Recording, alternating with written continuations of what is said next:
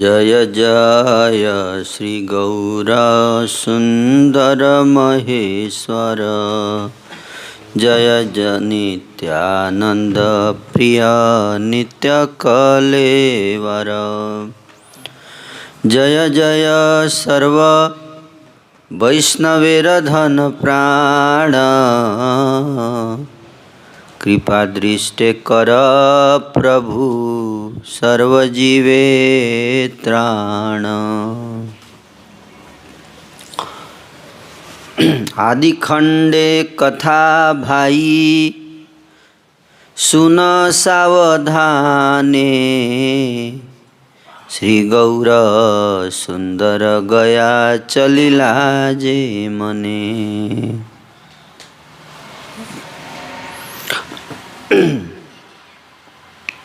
हे भाइयों, आदि खंड की उस कथा को सावधान होकर सुनिए जिसमें भगवान श्री गौर सुंदर की गया यात्रा का वर्णन है।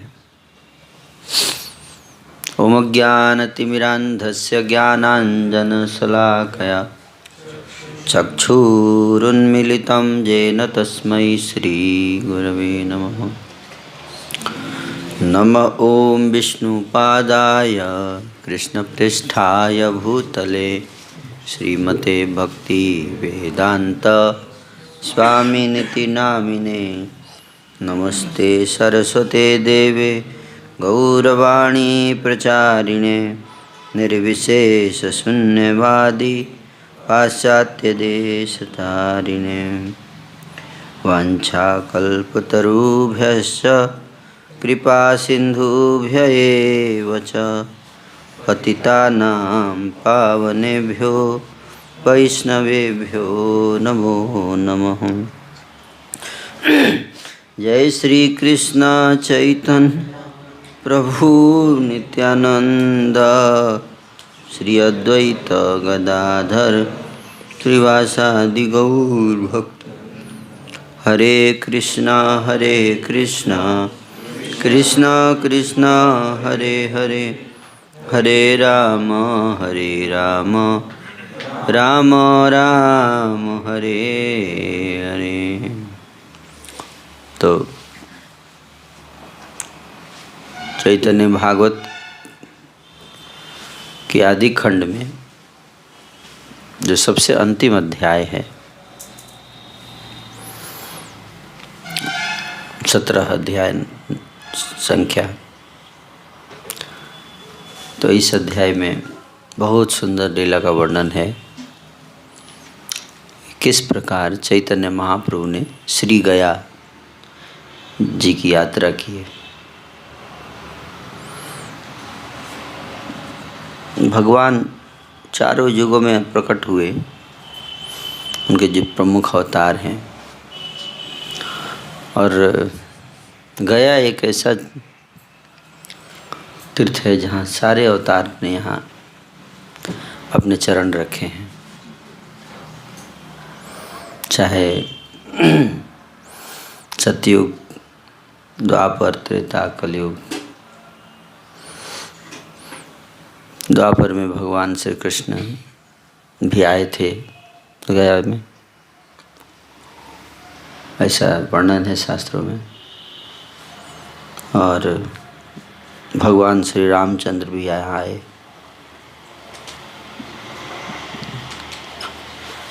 भगवान गौरांग महाप्रभु आए कलयुग में, और आगे आने वाले समय में भगवान कल्कि भी आएंगे, ऐसा वर्णन है कल के पुराण में। तो सारे अवतार यहाँ पर आते हैं। ये बहुत ही प्रसिद्ध क्षेत्र है, ये तपोवन, तपोभूमि है। ये अनादिकाल से, काफ़ी समय से, अत्यंत प्राचीन समय से गया जो है वो तपो स्थली मानी जाती है।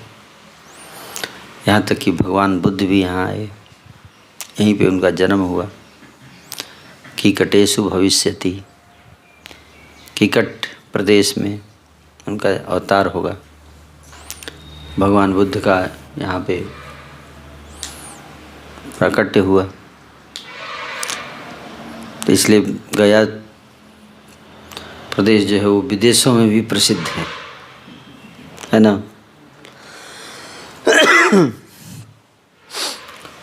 तो तपस्या करने का स्थान है ये क्षेत्र। अभी भी आप देखिए, आप तपोवन क्षेत्र है यहाँ पर। आप लोग गए तपोवन? नहीं गए हैं? झारखंड में कहाँ है? गया में है, राजगीर के पास है। तपस्या स्थली है ये। मैं जब आ रहा था दरभंगा से तो मैंने देखा वो रास्ता, रोड उधर से ही तो आ रहा है, जो पहाड़ है उसके उस तरफ का जो क्षेत्र है वो तपोवन। तो ये भूमि यहाँ पे अब हमारे ऊपर है कि हम इसका कितना लाभ उठा पा रहे हैं। दुर्भाग्य की बात है कि भगवान सदैव यहाँ पर विराजमान हैं, अपने चरण चिन्ह यहाँ पर स्थापित किए गया प्रदेश में। और हिंदुस्तान में इतने दिव्य भूमि है भारत की, फिर भी भारत में इतनी गरीबी और इतनी समस्या क्यों है? इसका कारण एकमात्र यही है कि हमारे पास हीरा है, हम उसका लाभ नहीं उठा पा रहे हैं। विशेष रूप से बिहार प्रदेश, तो हमारे पास सब कुछ है लेकिन हम उसका लाभ नहीं उठा पा रहे। हम अपने लोगों को गीता रामायण नहीं पढ़ाते हैं, हम उनको सिनेमा दिखाते हैं, है ना। और खैनी बीड़ी सिगरेट यही सब खाते रहते हैं लोग, शराब, ये सब। और यूथ क्या करता है? यूथ भी लफंगा की तरफ सब घूमता रहता है, ज़्यादातर यूथ। और वही अब जो बुद्धिमान है, थोड़ा पढ़ लिख के बड़ा हो जाता है, वो फिर कल बता रहा था कि वो IAS बन के करप्ट हो जाता है। और कोई नेता बन गया तो उसका तो बात ही नहीं, क्या कहना है। क्यों? क्योंकि धर्मशास्त्र की शिक्षा के अनुसार आचरण नहीं करते,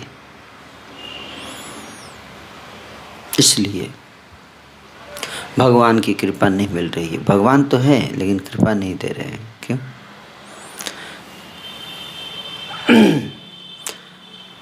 भगवान, अगर कोई भगवान को नहीं मानता, अगर वो अपवित्र भूमि में अगर आप वास कर रहे हैं और पाप कर रहे हैं तो आपको उतना दंड नहीं मिलेगा।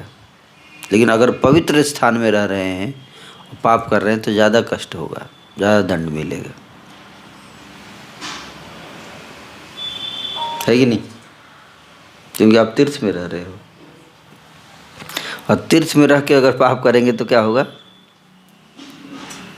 ज़्यादा पर उसका सजा है कि नहीं? तो इसलिए हम देखते हैं कि लोग धाम में भी रहते हैं लेकिन धाम की महिमा जानते नहीं, सबसे पहले तो, है ना। भारत भूमि में रहते हैं लेकिन भारत भूमि के जो महिमा है, उसके जो सिद्धांत हैं, उन सिद्धांतों पे चलते नहीं। आज भी अगर भारत का युवा उस सिद्धांतों पे चले तो भारत विश्व को रास्ता दिखा सकता है। भारत में इतनी शक्ति है। इसलिए हम चर्चा करेंगे, गया भूमि कितना प्रसिद्ध क्षेत्र है कि भगवान यहाँ पे आते हैं। फिर गरीबी कैसे? कुछ यहाँ के ब्राह्मणों को श्राप मिला है गरीब रहने का, है ना। पंडों को खास तौर पे। पिछली बार मैंने बताया था ये बात कि कैसे श्राप मिला, है ना। आप लोगों को याद है? फिर उनको ये भी वरदान भी मिला कि आपको कोई फिर भी कोई कमी भी नहीं रहेगी, क्योंकि प्रचुर मात्रा में आएगा दान, पिंडदान। तो ये वरदान भी मिल गया है, पिंडदान का वरदान। तो चैतन्य महाप्रभु की कई जो स्वयं भगवान हैं, भगवान श्री कृष्ण कलयुग में प्रकट हुए श्री चैतन्य महाप्रभु गौरांग गौर सुंदर के रूप में, बैकुंठ के अधिपति, वो भी गया आए। उनके गया यात्रा का वर्णन आज करेंगे हम। हे नमते नवद्वीपे श्री वैकुंठनाथ, अध्यापक शिरोमणि रूपे करे वास। श्री इस प्रकार श्री वैकुंठनाथ नवद्वीप में अध्यापक शिरोमणि रूप से वास कर रहे थे। नवद्वीप धाम, अभी हम लोग नवद्वीप ही गए थे, वहाँ से आया हूँ मैं पुरी, और फिर पुरी से यहाँ, है ना। तो नवद्वीप में चैतन्य महाप्रभु का अवतार हुआ, मायापुर में भगवान प्रकट हुए, कलयुग के भगवान। जब वो प्रकट हुए, नवद्वीप की स्थिति बता रहे हैं कि चारों ओर पाखंडी लोग बहुत अधिक बढ़ गए थे।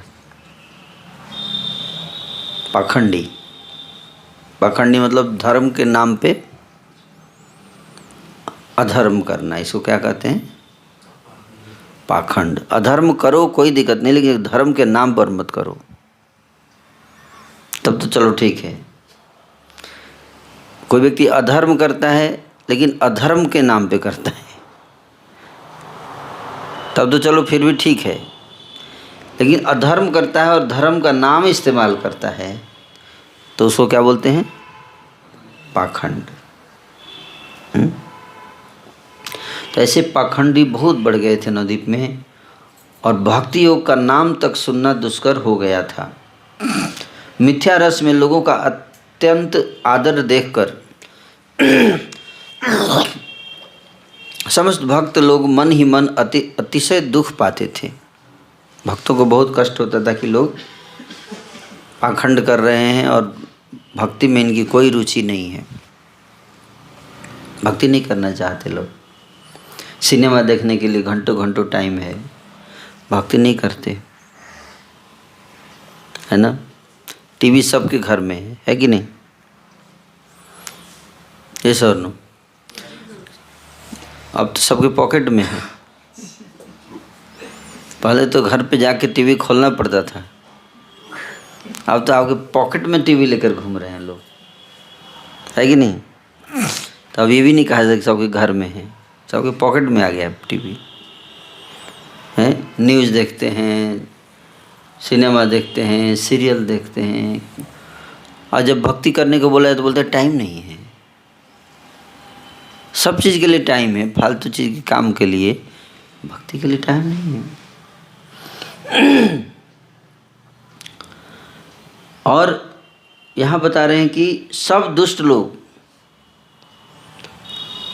भक्ति खुद तो नहीं करते थे, उल्टे वैष्णवों की निरंतर निंदा करते फिरते थे। उल्टे जो भक्ति करता था उसका टांग खींचते थे, और उसको भी प्रभु सुना करते थे। चैतन्य महाप्रभु सुनते थे कि ये भारत की स्थिति ऐसी है नवद्वीप की। अब प्रभु के चित्त में आत्म प्रकाश करने की इच्छा प्रकट हुई। अब हमें, अभी तक तो वो अध्यापक शिरोमणि बने हुए हैं, अब भक्त शिरोमणि बनना है। तो जो अब टाइम आ गया है आत्म प्रकाश करने का, कि अपने आत्म को प्रकाशित किया जाए कि मैं कौन हूँ और क्यों आया हूँ। परंतु फिर सोचते हैं पहले गया हुआ हूँ, क्या सोचते हैं? हाँ, पहले सोचते हैं कि आत्म प्रकाश कर दूँ, फिर सोचते नहीं, एक बार गया का टूर करके फिर आता हूँ, फिर आत्म प्रकाश करूँगा, है ना। भगवान श्री गौर सुंदर इच्छामय हैं, तब उनकी श्री गया धाम दर्शन करने की इच्छा हुई। प्रभु का गया गमन से तात्पर्य भगवान गौर सुंदर स्वयं ही जो अपने भक्तों को एकमात्र आश्रय हैं, इस प्रकार ऐश्वर्य लीला प्रदर्शन से पूर्व स्वयं भक्त का वेश ग्रहण लीला अभिनय के लिए गया में शुभ विजय करने की इच्छा की। गया एक समय बौद्धों के द्वारा उत्पीड़ित हुआ था। सभी बौद्धों ने, आप जानते गया के पंडा और बौद्धों में बहुत तनातनी रहता है। आप जानते ये बात नहीं? बहुत ज़्यादा। क्यों? क्योंकि बौद्ध लोग कर्म कांड का खिलाफ है और पंडा कल्चर जो है वो कर्म कांड से भरा हुआ है ना? तो वो लोग अप्रूव करना चाहते हैं, इसलिए उसको वो लोग बोलते हैं ये सब क्या पिंडदान, ये सब क्या है, बकवास है। बौद्ध लोग ऐसे बोलता है, कोई ऐसा पितर उतर को कुछ नहीं है, सब फालतू बकवास है, सब पैसा झीटने का है, सब दक्षिणा, दान दक्षिणा का एक माध्यम है, ऐसे बोलता है सब बौद्ध लोग, है ना। सभी बौद्धों ने कर्म कांड का विनाश करने के लिए यहाँ पर प्रबल अभियान किया था गया में, कि कर्म कांड को यहाँ से जड़ से खत्म कर देना है गया से, है ना। गदाधर विष्णु ने बौद्ध विप्लव आक्रमण से वेद अनुवर्ती लोगों का उद्धार करने के लिए गयासुर के मस्तक पर अपना पाद पद्म स्थापन किया था। भगवान विष्णु ने, कर्मकांडी व्यक्ति जगेश्वर विष्णु के प्रति विभिन्न प्रकार से निर्यातन करते थे, इसलिए बुद्ध अवतार धारण करके कर्मकांड का अव्यवहार लोगों के सम्मुख प्रदर्शित करते हुए उनके असत फल्गु विचारों का खंडन किया। कर्मकांडी लोग जो हैं गया में बहुत ज़्यादा कर्मकांड है, इसलिए भगवान बुद्ध यहाँ प्रकट हुए कर्मकांड के गढ़ पर। और उन्होंने क्या किया? भगवान बुद्धावतार धारण करके कर्मकांड का अव्यवहार लोगों के सम्मुख प्रदर्शित करते हुए उनके असत फल्गु विचारों का खंडन किया। फल्गु विचार, कर्मकांड क्या है? फल्गु विचार। गीता में भी भगवान बता रहे हैं। गीता में क्या कहते हैं भगवान कि जामिमाम पुष्पिताम वाचम प्रवदन्ति अविपश्चितः वेदवादरता पार्थम न अन्यत् अस्ति इति वादिनः।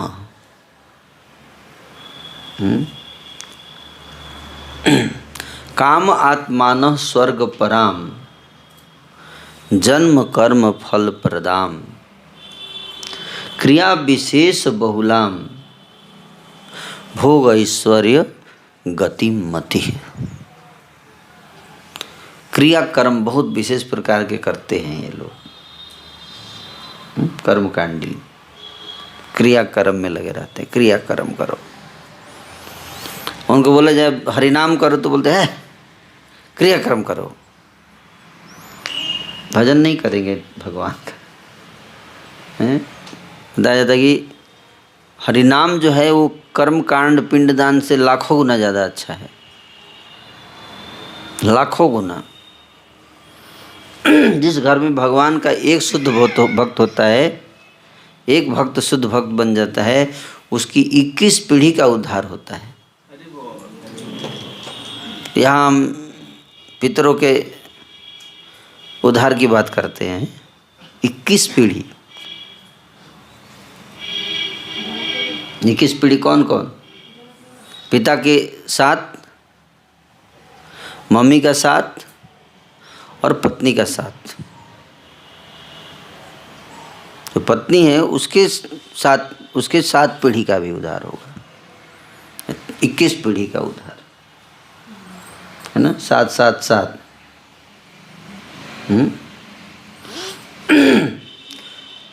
लेकिन कोई हरिनाम नहीं करता, भगवत भजन नहीं करता, कर्मकांड ओम स्वाहा स्वाहा स्वाहा स्वाहा, अब भोगने की इच्छा बनी हुई है, सांसारिक भोगों में लिप्त रहता है। तो कर्मकांड से का विरोध करने के लिए कर्मकांड, भगवान गीता में ये बोल रहे हैं कि वेदों में ये चीज़ें बताई गई हैं, ये बात सत्य है कि यामिमाम पुष्पिताम वाचम, है ना। लेकिन साथ में ये भी बताया कि इससे ऊपर उठना है। क्या? इससे ऊपर उठना है। पितरों को पिंड देंगे, फिर भी उससे लाभ ज़्यादा नहीं है। परमानेंट लाभ है जब व्यक्ति भगवान के धाम जाए, जन्म मृत्यु के चक्र से मुक्त हो जाए, दैट इज फाइनल बेनिफिट। फिर परवर्ती काल में तदाश्रित बौद्ध ब्रुओं द्वारा अपने स्वरूप धर्म विष्णु भक्ति को भूलकर विष्णु से बुद्ध देव को पृथक बुद्धि करने के कारण श्रुति विरुद्ध नास्तिक के मोवाद की वृद्धि हुई थी। तो भगवान बुद्ध यहाँ पे अवतार लिए, उन्होंने कर्मकांड का विरोध किया, पशु बलि का विरोध किया। पशुओं की बलि जो दिया जाता है कर्मकांड के नाम पर, यज्ञ में आहुति देना, ये सब, इसके खिलाफ जो उन्होंने बोला। लेकिन वो भगवान के अवतार थे, लेकिन जो बुद्ध लोग थे उनके फॉलोअर्स, उन्होंने क्या किया, उन्होंने कह दिया कि नहीं नहीं नहीं नहीं, ये भगवान हमारे बुद्ध जी विष्णु के अवतार नहीं है, ताकि वो बोल सके कि हम हिंदू धर्म के पार्ट नहीं, हमारा अलग धर्म है। जैसे सिख भी अभी यही बोलते हैं ना कि हम हिंदू धर्म के अंग नहीं हैं। अरे तुम हिंदू कैसे अलग कर सकते हो?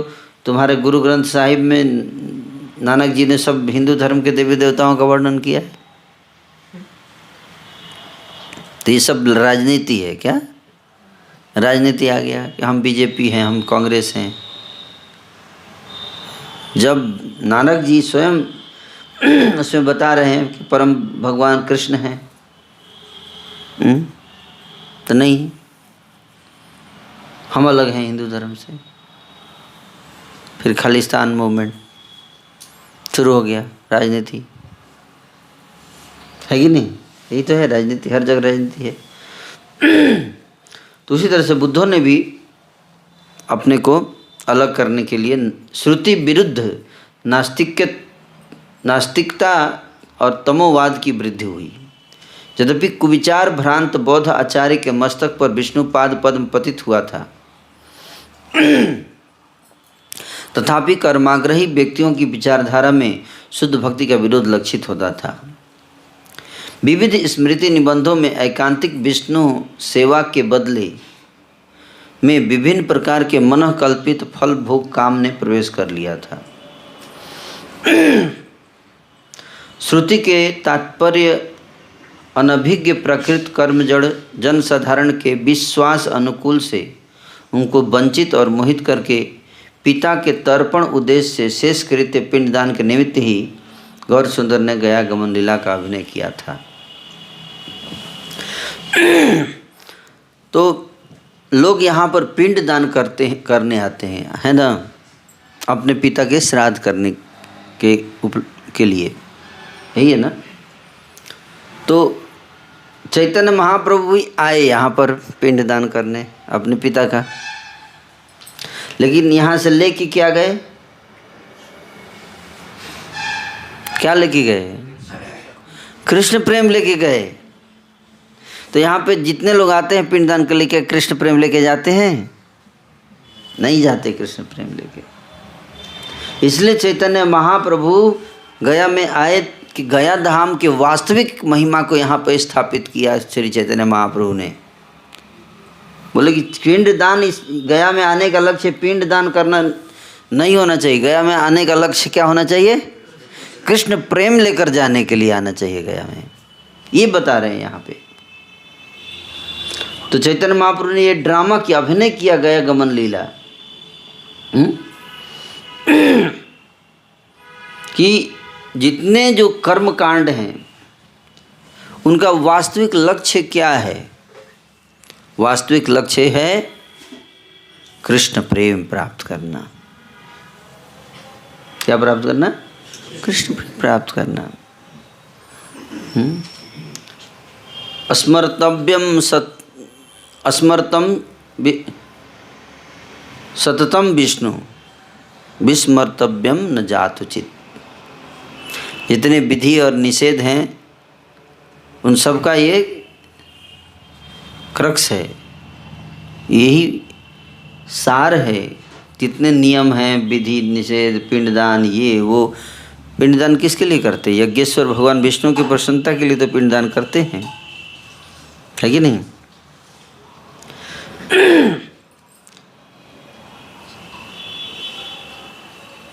तो पिंडदान में क्या चढ़ाते हैं बताइए? क्या? तिल और जल। तो आपको क्या लगता है कि तिल जल के लिए भगवान भूखे हैं? उनको तिल जल नहीं मिल रहा था? हैं? सारी सृष्टि की रचना किए, फिर उनको तिल जल की कमी पड़ गई, इसलिए बोले कि गया में आके सब लोग तिल जल चढ़ाइए। हैं? बताइए। कॉमन सेंस है कि भगवान को तिल जल क्या करेंगे? भगवान गीता में कहते हैं कि पत्रम पुष्पम फलम तोयम जो में भक्त्या प्रेक्षति।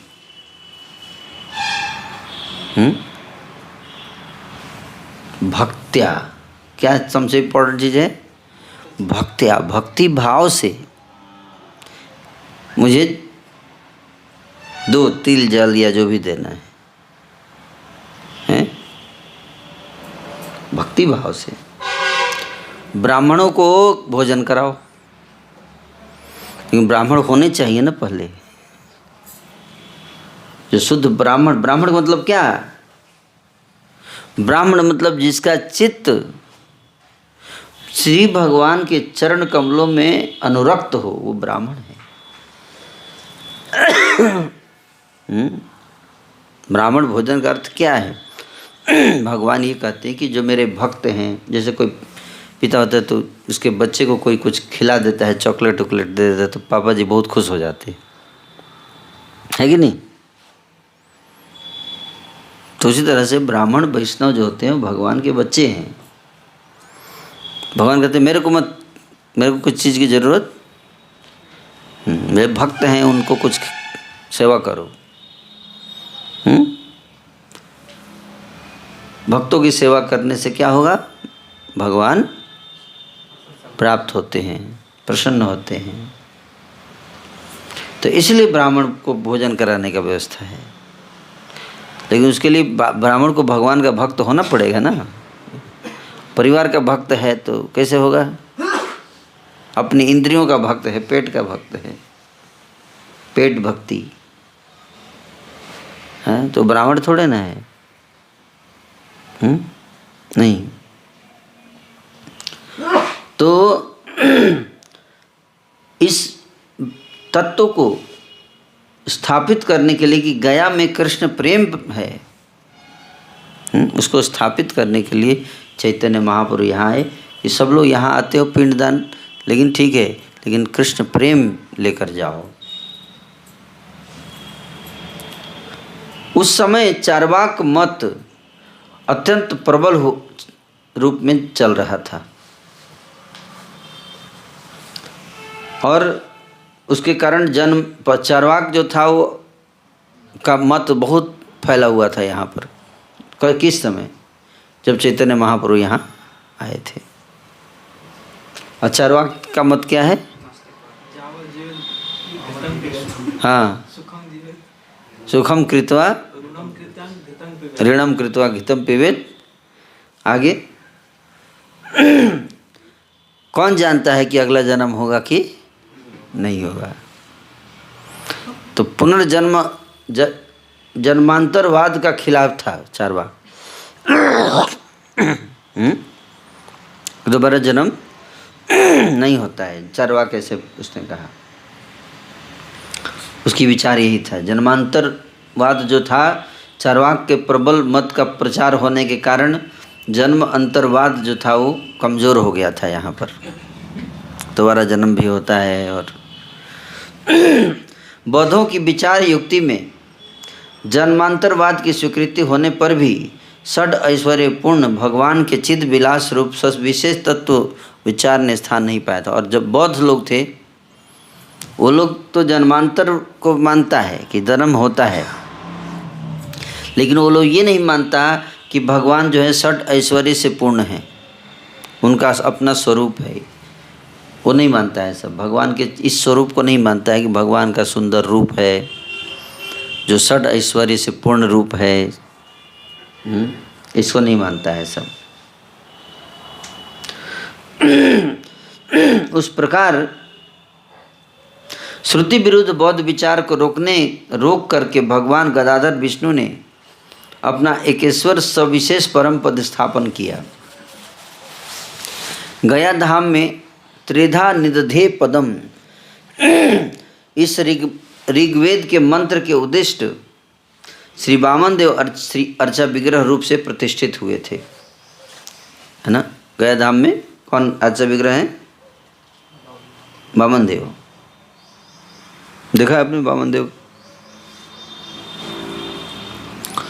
और कौन सा मंत्र है? त्रिधा निदधे पदम। उसी चिदविलास में पादपीठ की पूजा से भगवान का निराकार निर्विशेष ब्रह्म विचार पराभूत होता है।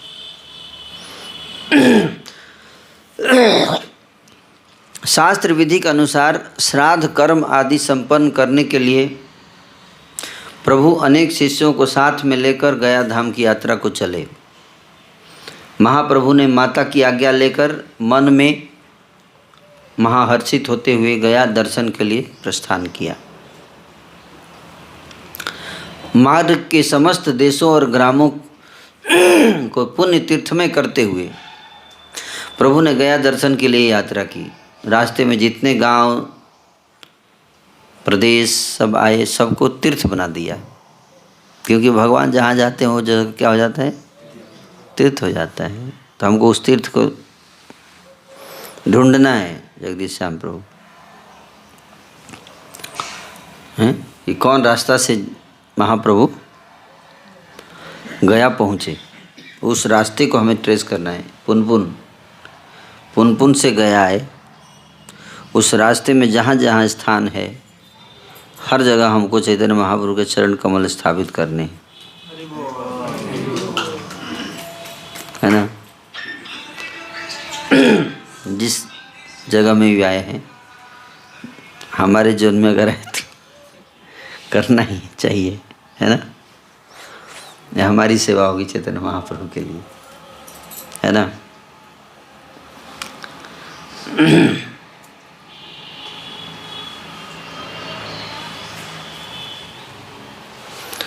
नाना धर्म कथा। रास्ते में जब महाप्रभु चलते थे तो अलग अलग जगह पैदल, उस समय तो ट्रेन था नहीं, तो कैसे यात्रा करते थे लोग? पैदल। तो पैदल यात्रा करने में ज़्यादा आनंद होता है, आप जानते हैं।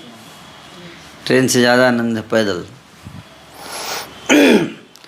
तो नाना धर्म कथा, रास्ते में जहाँ जहाँ बैठ जाते थे वहाँ साथ में धर्म कथा भी होती थी। रुक गए, फिर कथा हुई, फिर थोड़ा आगे चले, फिर किसी वृक्ष के नीचे बैठ गए, सरोवर में स्नान किए, नदी में, फिर प्रसाद उसाद पाए, फिर थोड़ा कथा हुआ, फिर विश्राम। तो इस तरह से जो लाइफ था बहुत स्लो था, जीवन बहुत स्लो चलता था। आज लाइफ क्या हो गया है? बहुत फास्ट हो गया है, बहुत फास्ट, हर चीज़ फास्ट है ना। पहले कोई व्यक्ति को, किसी को अगर 100 किलोमीटर भी डिस्टेंस पे विवाह होता था या 40-50 किलोमीटर पर विवाह होता था तो लगता था कितना दूर विवाह हो गया है। नहीं, ऐसे होता था। तो विवाह जितना होता था 40-50 किलोमीटर के अंतर्गत में ही एक दूसरे गांव में विवाह होता था, और लोगों को लगता कितना दूर विवाह हुआ है। और संदेश एक दूसरे के पास जाने के लिए बहुत मुश्किल होता था। आजकल तो व्हाट्सएप है, तुरंत वीडियो कॉलिंग कर दो, बात कर लो, है कि नहीं? हैं, बेटी विवाह करके गई तो रोज़ बात हो रहा है माँ का, हैं, और वहाँ पे बेटी आग लगा देती है। इधर से माँ उसको माचिस मारती रहती है कि नहीं? उस समय ऐसा नहीं था। माँ कैसे जाएगी? माँ का बेटी के यहाँ जाना अलाउड नहीं था, और व्हाट्सएप था नहीं, है कि नहीं? तो इसलिए झगड़े भी इतने ज़्यादा नहीं होते थे। सही बता रहा हूँ, इतने ज़्यादा नहीं होते थे, है ना? और जब से ये सब आ गया है चैनल, व्हाट्सएप, फेसबुक, पहले तो लोग इंतज़ार करते थे चिट्ठी आएगी, चिट्ठी आई है, चिट्ठी आई है, हैं? चिट्ठी आती थी तो पूछते थे पोस्टमैन से, हमारा भी आया है क्या कुछ नाम से, है ना? लोग पूछते थे, पोस्टमैन का रास्ता देखते थे, हैं? कोई आया है, कोई पत्र आया है क्या, हैं? आज कोई रास्ता देखता है पत्र का, हैं? बल्कि अगर इधर से मैसेज भेजा और 10 मिनट हो गया, अगर जवाब नहीं आया तो व्यक्ति व्याकुल हो जाता है, उसने मेरे मैसेज को जवाब क्यों नहीं दे रहा है कि नहीं? मुझे जो है वो, मुझे उसने मेरे बेइज्जती कर दी, इतने देर तक जवाब क्यों नहीं दिया? इसका मतलब क्या है? जीवन जो है वो ज़रूरत से ज़्यादा फास्ट हो गया है, सांस लेने का समय नहीं है कि नहीं? पहले ऐसा नहीं था, लोग गांव में रहते थे, कहीं जाने की जरूरत थी, जन्म भी उसी गांव में, अब बढ़ते भी थे उसी गांव में और मर भी जाते थे उसी गांव में, और पूरे जीवन एक जगह रहते थे। कहीं जाने की जरूरत है, गाड़ी की जरूरत क्या है? कहीं जाने की जरूरत क्या है? जहाँ है वहीं पे खाओ पियो, वहीं अपना रामायण गीता भागवत पढ़ो और वहीं से भगवत धाम चले जाओ। और इधर उधर घूमते रहते हैं इतना ज़्यादा। तो पहले का जीवन ऐसा था, आराम से लोग चलते थे, उसको पता था। तो रुक रुक कर धर्म कथा वार्ता आनंद हास परिहास हंसी मजाक भी चल रहा था, रस में मग्न होते हुए प्रभु कुछ ही दिनों में मंदार पर आ गए। मंदार पर्वत देखा आप लोगों ने? बिहार के, आपके बिहार में ही है मंदार पर्वत। मंदार पर्वत किस लिए फेमस है बताइए? हैं? हाँ, समुद्र मंथन जिस पहाड़ से हुआ था वो पहाड़ बिहार में ही तो है।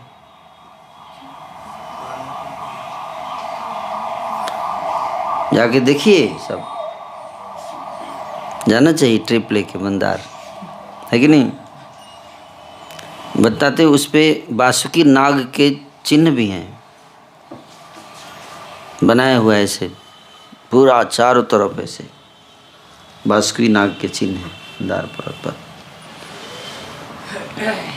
चैतन्य महाप्रभु मंदार पर आ गए।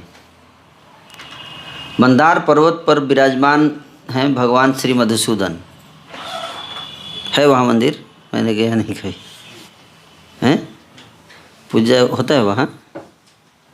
तो शायद इसको उनको मिलेगा, ऐसे बात हो। Very good. श्री मधुसूदन भगवान के दर्शन कर प्रभु ने अपनी इच्छा से सभी पर्वतों पर भ्रमण किया। वहाँ और भी पर्वतों पर भ्रमण किए महाप्रभु। कलकत्ता से देखिए पूरा यहाँ पे भक्ति सिद्धांत ठाकुर ने पूरा ये बताई। कलकत्ता से ईस्ट EVR के द्वारा भागलपुर स्टेशन से एक ब्रांच लाइन की सीमा के बाद प्राय 20 मील की दूरी पर मंदार हिल स्टेशन है। भागलपुर से 20 मील। फिर वहाँ से प्राय 1.5 मील की दूरी पर मंदार पर्वत है। मंदार हिल स्टेशन से 1.5 मील की दूरी पर मंदार पर्वत है। पर्वत का सर्वोच्च श्रृंग जो कि पादोदेश से प्रायः और 1.5 मील की दूरी पर है। सबसे ऊंचा श्रृंग जो पर्वत का है वो 1.5 मील के ऊपर है, नीचे से 1.5 मील। अब वो 1.5 मील ऊपर चढ़ना है ना, पहाड़ के ऊपर। इस श्रृंग के ऊपर 2 मंदिर हैं। ऊपर जब चढ़ेंगे तो उस पर 2 मंदिर हैं। उनमें से बृहत तरटी के अभ्यंतर में बहुत पहले से श्री मधुसूदन का अर्चा विग्रह पूजित होता था। सुना जाता है कि दोनों मंदिर अभी जैनियों के आधिपत्य में हैं। काला पहाड़ के दौरात्म भय से, काला पहाड़ एक मुस्लिम शासक हुआ, हालांकि वो हिंदू ही था पहले, लेकिन बाद में मुसलमान बन गया वो। काला पहाड़ के दौरात्म भय से श्री मधुसूदन विग्रह मंदार पर्वत से प्राय 1.5 मील दूरवर्ती एवं मंदार हिल स्टेशन से 400 हाथ दूरवर्ती बौंसी ग्राम में लाए जाने के कारण अभी वहीं पर पूजित हो रहे। बौंसी ग्राम कहाँ?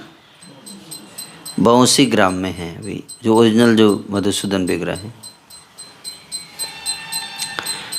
श्री गौर जन्मभूमि प्राचीन नवद्वीप स्थित श्रीधाम मायापुर के श्री चैतन्य मठ के उद्योग से शीघ्र ही मंदार पर्वत पर श्री चैतन्य चरण चिन्ह का प्रकाश, अर्चा विग्रह या श्री चैतन्य पाद पीठ संस्थापित होगा।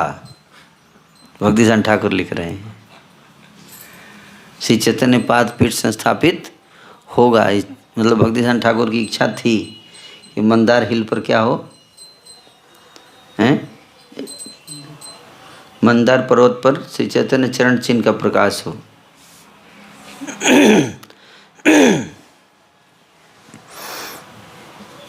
तो हो जाएगा, चैतन्य मठ से हो या ना हो, इस्कॉन मठ से होगा।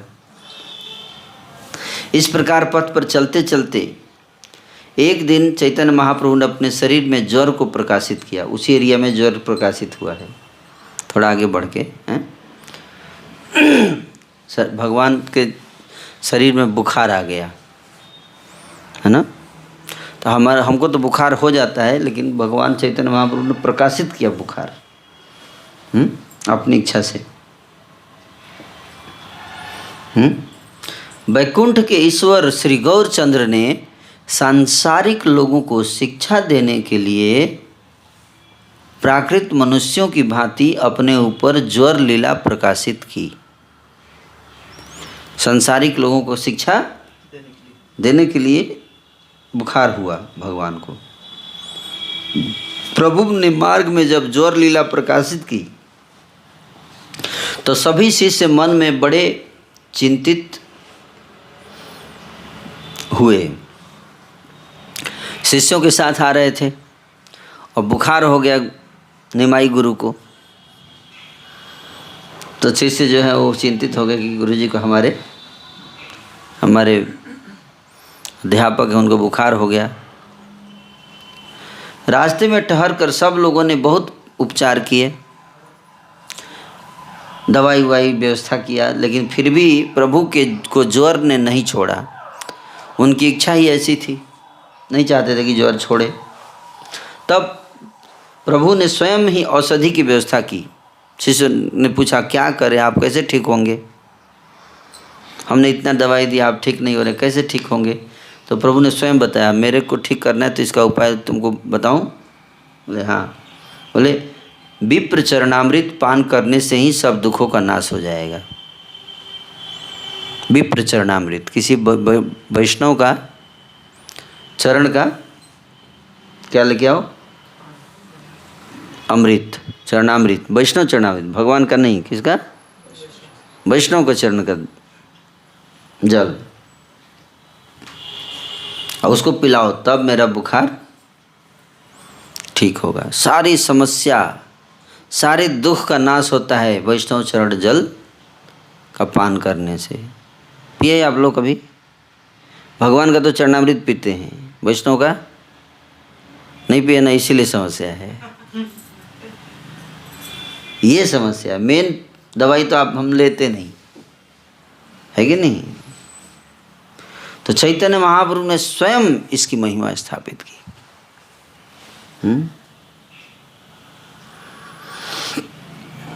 जब विभिन्न प्रकार की औषधियों का व्यवहार करने पर भी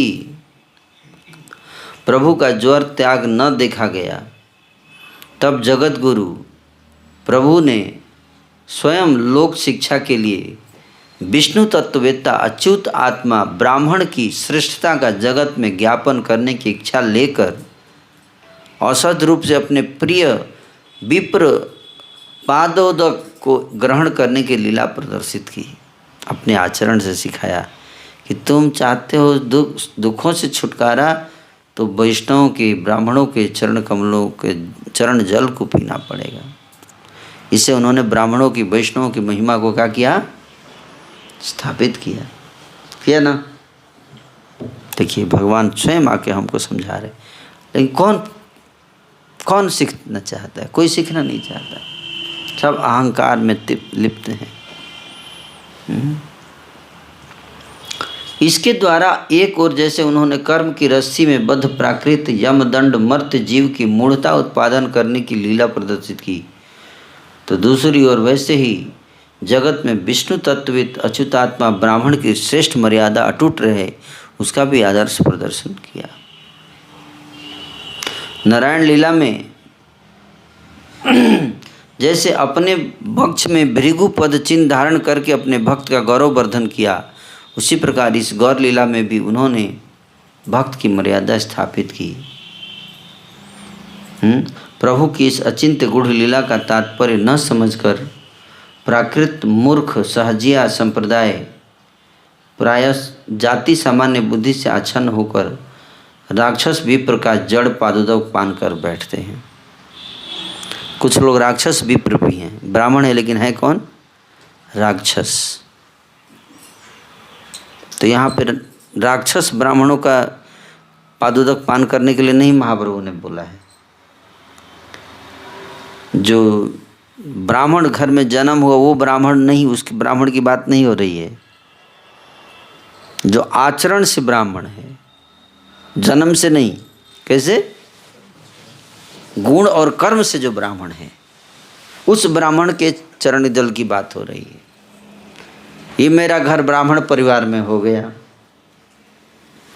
ठीक है, अच्छी बात है आपका घर, लेकिन क्या ब्राह्मण के आचरण करते हैं आप? गुटखा सिगरेट खाते हैं, पान तंबाकू खा रहे हैं, खैनी मसल रहे हैं, और ब्राह्मण हैं हम। ये कैसा ब्राह्मण है?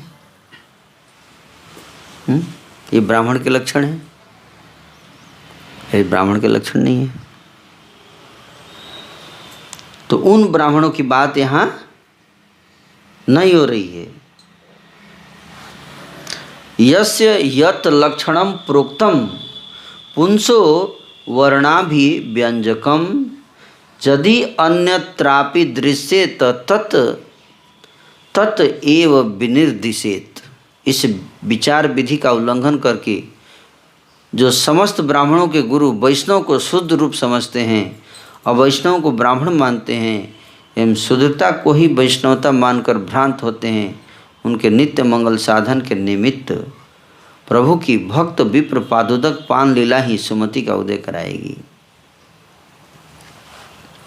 तो उन ब्राह्मणों की बात हो रही है जो ब्राह्मण अच्युत की आत्मा है, जिसको भगवान, जिन ब्राह्मणों को क्या मानते हैं? अपनी आत्मा मानते हैं। ब्राह्मण भगवान को बहुत प्रिय हैं, बहुत प्रिय हैं। लेकिन कौन ब्राह्मण? जिन्होंने अपना सर्वस्व भगवान के लिए समर्पित किया। सब मानस देह गेह जे किछु मोर अर्पिलु तुआ पदे नंद किशोर हैं। वो ब्राह्मण की बात हो रही है यहाँ,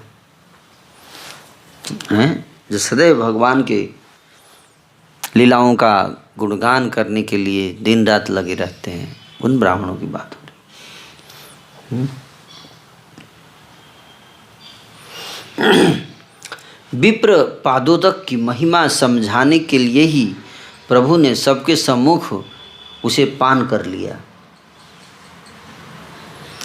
विप्र पादोदक पान करके प्रभु तत्काल स्वस्थ हो गए, फिर और ज्वर नहीं रहा। प्रभु ने जो विप्र पादोदक पान किया यह उनका स्वभाव है, इसके वेद पुराण ही प्रमाण हैं। तो गया यात्रा में ये बहुत इम्पोर्टेंट लीला महाप्रभु ने किया, ये शिक्षा देने के लिए हैं। और अभी देखिए विष्णु ब्राह्मणों के चरणों का पादोदक पिया, अब कृष्ण प्रेम मिलेगा, ज्वर तो जाएगा ही, साथ ही क्या मिलेगा, अभी तुरंत मिलेगा। देखिए फल मिलेगा क्या, गया पहुँचते ही कृष्ण प्रेम मिल जाएगा।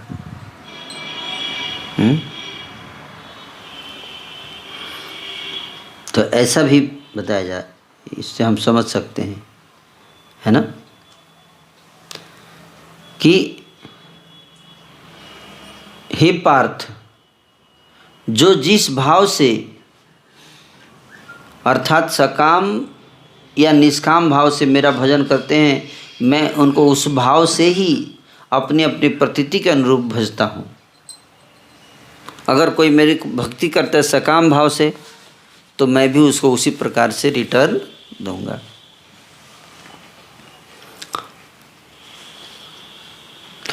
जो उनका दास्य पद प्राप्त करने के लिए निरंतर सेवा करते हैं, क्या प्राप्त करने के लिए, दास्य पद प्राप्त करने के लिए जो भगवान की सेवा करते हैं, ईश्वर भी उनका अवश्य ही उसी भाव से दास्य करते हैं।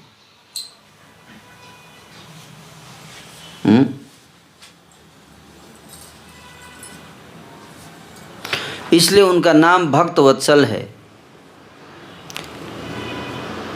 जो भगवान का चरणों का दास बनता है, तो भगवान उसके चरणों का दास बनते हैं। तभी तो पादोदक पी रहे हैं, चरण जल पी रहे हैं। किसके चरण का जल पी रहे हैं, अपने ही भक्त के चरण का जल पी रहे हैं। इसलिए भगवान को कहते हैं भक्त वत्सल। क्या कहते हैं, भक्त वत्सल, कि जो उनकी भक्ति करता है, भगवान क्या करते हैं, उसकी भक्ति करना शुरू कर देते हैं। आप चाहते कि भगवान आपकी भक्ति करे, नहीं चाहते हैं। अगर आप चाहते भी हैं तो उसके लिए तरीका क्या है, आप भगवान की भक्ति करो, फिर वो आपका भक्ति करेंगे।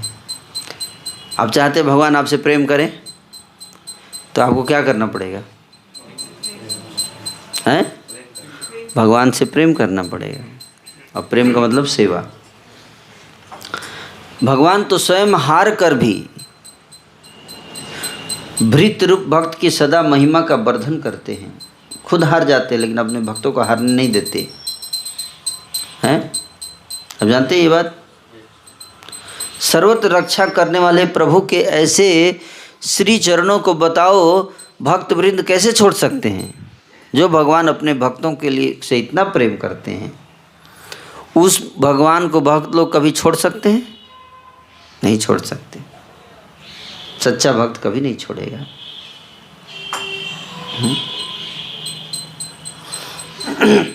इस प्रकार प्रभु ज्वर का विनाश करके पुनपुना तीर्थ आ गए।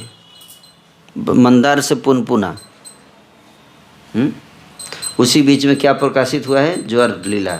ढूंढना पड़ेगा कहाँ ज्वर हुआ था महाप्रभु को, ढूंढ के निकालो कहीं से। यहाँ बता रहे हैं पुनपुना तीर्थ, पुनपुन नामनी नदी, वह 2 स्थानों पर प्रसिद्ध है। एक स्थान है ER मेन लाइन स्थित पटना जंक्शन से पटना गया ब्रांच लाइन के बीच में, पटना के ठीक बाद में पुनपुन स्टेशन के पास। दूसरा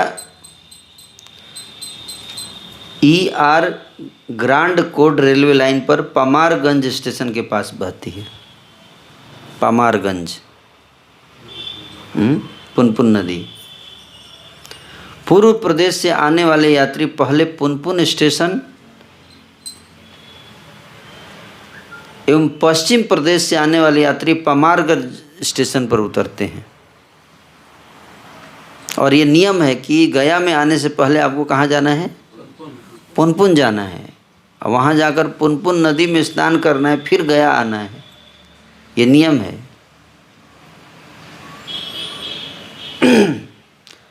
तो महाप्रभु ने पुनपुन स्टेशन के निकटवर्ती स्थान पर ही अपना देव दुर्लभ पुत पदांक अंकित किया था। आजकल मंदार की भांति इस स्थान पर भी श्री मायापुर स्थित श्री चैतन्य मठ के सेवक वृंद श्री चैतन्य चरण चिन्ह या पाद पीठ संस्थापन की चेष्टा कर रहे हैं। हुआ है कि नहीं हुआ? आज दोनों चेष्टा अभी तक कर ही रहे हैं। क्या लगता है पुनपुर में है चैतन्य मठ चरण चिन्ह? नहीं है, तो अभी तक चेष्टा ही कर रहे हैं। श्री गौर सुंदर ने कर्मकांड परायण स्मार्तों को वंचित और मोहित करने के लिए स्नान करके अशुचि और पितृ ऋण आदि दूरीभूत करने के निमित्त और पितृ तर्पण आदि कर्मकांड विधि पालन लीला अभिनय का प्रदर्शन किया है। न कर्मकांड क्यों कर रहे हैं महाप्रभु? वैष्णव को ज़रूरत नहीं है, फिर भी कर रहे हैं इसके आचरण से, ताकि उनको आकर्षित कर सकें। कर्मकांड परायण स्मार्तों को वंचित और मोहित करने के लिए धर्मशास्त्र आदि लौकिक कर्म विधि के विधान अनुसार अवगाहन स्नान के बाद ही तीर्थ में प्रवेश करना विधि सम्मत है। इस विधि पालन लीला का प्रदर्शन करके प्रभु ने गया तीर्थ में प्रवेश किया। एकांतिक भाव से सर्व ईश्वर अच्युत के भजन से ही सर्व ऋण मोचन होते हैं। इस परमार्थिक विश्वास से रहित होकर गृहव्रती जन प्रेत योनि प्राप्त रूप से पितृपुरुषों की कल्पना करके उन्हीं के उद्देश्य से पिंड प्रदान के द्वारा पुनः उनको प्रपंच में स्थूल शरीर प्राप्ति के लिए सहयोग करते हैं। भक्तिधाम ठाकुर कह रहे हैं कि पिंड दान देकर आप अपने पितृपुरुषों को आप हेल्प नहीं, सहयोग नहीं कर रहे हैं आप, बल्कि आप उनको फिर से इस संसार में प्रपंच में फंसाने के लिए स्थूल शरीर की व्यवस्था कर रहे हैं पिंड दान देकर।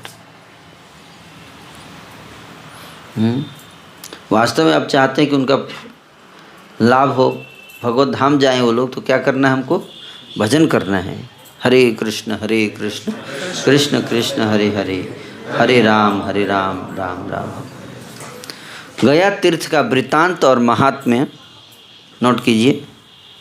गरुड़ पुराण के 82 से लेकर 86वें अध्याय 86 चैप्टर में दिया गया है। गरुड़ पुराण 82 to 86 चैप्टर, ठीक है, 5 अध्याय में। और वायु पुराण श्वेत वराह कल्प 108 अध्याय में, और अग्नि पुराण के 114 से 116 अध्याय 3 अध्याय में देखने योग्य है। तो आप इन सबको संकलित करके किताब बनाने वाले थे, और मैं भी बनाया जा रहा है, मैं भी लिखूंगा। जगदीश श्याम प्रभु द्वारा एक किताब बनाया जा रहा है कई सालों से, बहुत जल्द बनकर तैयार हो जाएगा, है ना? क्या इसी साल हैं? इसी साल कर देंगे पक्का। देखते हैं अगले साल।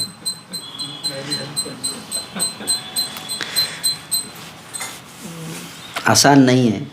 देखो चैतन्य महाप्रभु भक्तिसार ठाकुर कितने साल पहले लिखे हैं, फिर अभी तक नहीं हुआ, है ना? अभी तक नहीं हुआ। काम बहुत बड़ा नहीं है, लेकिन होगा नहीं। क्यों? काम के लिए प्रेम चाहिए, है ना?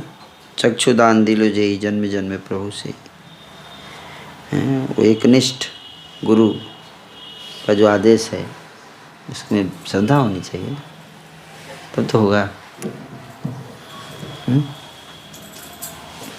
सिर हिलाने से थोड़े होता है। वहाँ स्नान करके, पुनपुन में स्नान करके, पितृदेवों का पूजन करके श्री सच्चिदानंद ने गया में प्रवेश किया। गया तीर्थराज में प्रवेश करके प्रभु ने हाथ जोड़कर तीर्थ को नमस्कार किया। जैसे गया धाम में घुसते हैं तुरंत हाथ जोड़कर नमस्कार करना है गया को।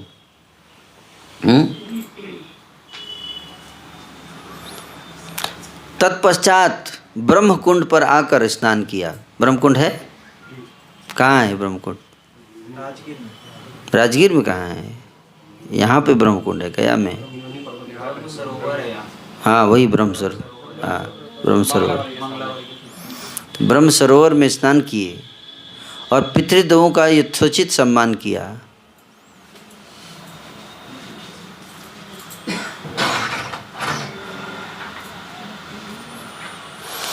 तब वहां से चक्रबेड़ के भीतर पहुंचे, चक्रबेड़, तथा शीघ्र ही गदाधर के पाद पद्म देखने के लिए चल दिए। तो चक्रबेड़ विष्णु पाद पद्म जो मंदिर है उसी स्थान को क्या बोलते थे? चक्रबेड़। विप्रगण श्री चरण स्थान को घेर कर बैठे हुए थे। ब्राह्मण लोग, जो भगवान विष्णु का जो चरण है उसको चारों तरफ घेर कर कौन बैठे रहते हैं? ब्राह्मण लोग बैठा रहता है, पंडा है। चतुर्दिके दिव्य रूप धरि विप्रगण करिते छो पाद्म पद्म प्रभाव वर्णन। पाद पद्म के प्रभाव का वर्णन कर रहे थे, ऐसा यहाँ वर्णन आ रहा है। अब तो नहीं करते, पहले उस समय करते थे। क्या क्या कर रहे थे ब्राह्मण लोग? पाद पद्म हैं प्रभाव का वर्णन कर रहे थे। कि भगवान विष्णु के चरण कमलों की महिमा का कितना प्रभाव है उसका वर्णन कर रहे थे। चरण का दर्शन करते समय श्रवण भी कराते थे। क्या? दर्शन केवल नहीं करना, श्रवण भी करना है। तो क्या बोल रहे थे ब्राह्मण लोग, सुनना चाहेंगे? काशीनाथ हृदय धरिला जे चरण, काशीनाथ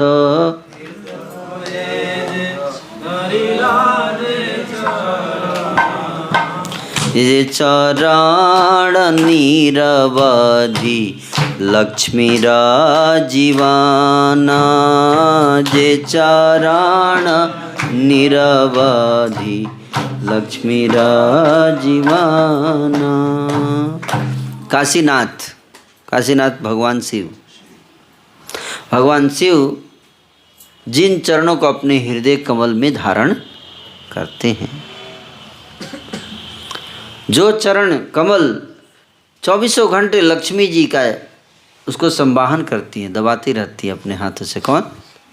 लक्ष्मी जी हैं। हम लोग उनकी पूजा करते हैं, लक्ष्मी जी की, है कि नहीं? लक्ष्मी पूजा, ताकि थोड़ा माल आए। और लक्ष्मी जी क्या करती हैं? इसी चरण की उपासना करती हैं, इसलिए लक्ष्मी बन गई। भगवान के चरण कमल की शक्ति देखिए। शिव जी इतने महान भगवान बन गए, एक तरह से देखा जाए तो। भगवान के समान शक्ति प्राप्त। क्यों? क्योंकि भगवान के चरण कमलों को अपने हृदय में हमेशा ध्यान करते हैं। भगवान के चरण की महिमा देखो। विष्णु पाद पद्म, विष्णु पाद मंदिर, और जाके अगर आप वहाँ थोड़े समय तक वहाँ ध्यान लगा के बैठेंगे तो आप भी कितने महान व्यक्ति बन सकते हैं, आप उसकी कल्पना नहीं कर सकते। किताब में ध्यान लगाने से ज़्यादा जरूरी है वहाँ ध्यान लगाना। वहाँ लगाएंगे तो किताब में अपने आप ध्यान लगने लगेगा, पढ़ाई में अपने आप ध्यान लगेगा, सारी प्रकार की सफलता अपने आप मिलेगी। लेकिन मूर्ख लोग क्या कर रहे हैं, हिंदू लोग, वहाँ ध्यान न लगा के इधर उधर ध्यान लगाते हैं, भगवान में श्रद्धा नहीं रही। बलि सिरे आविर्भाव हैल जे चरण, बलि सिरे आविर्भाव हैल जे चरण, सेई एई देख जत भाग्यवंत जन, सेई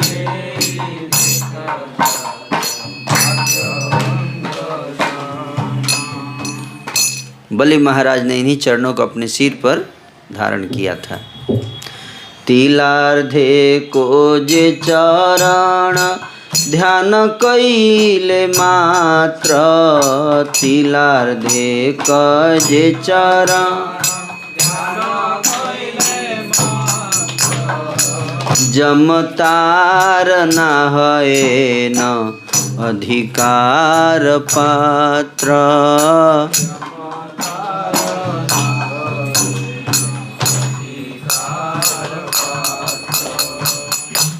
आधे क्षण के लिए भी, कितना?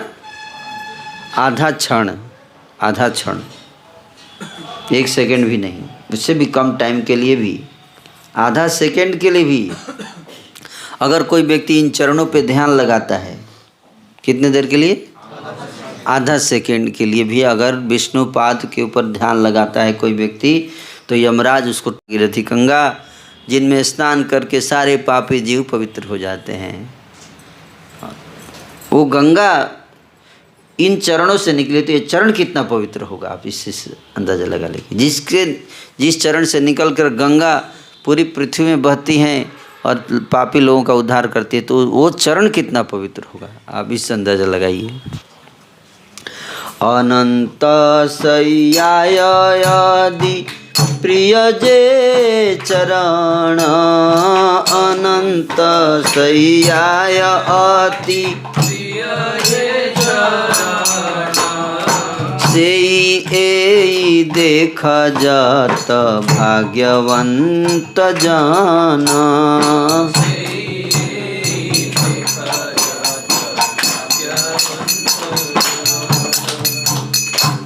अनंत सैया,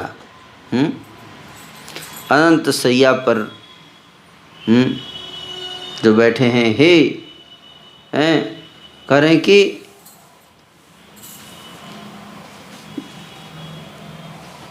श्री अनंत सैया पर जो चरण अति प्रिय प्रतीत होते हैं, उन श्री चरणों का हे भाग्यवान जन दर्शन करो, दर्शन करो, दर्शन। उन ब्राह्मणों के मुख से श्री चरणों का प्रभाव सुनकर क्या हुआ? चरण प्रभाव सुनि विप्रगण मुखे, चरण प्रभाव सुनि आविष्ट हैला प्रभु प्रेमानंद सुखे,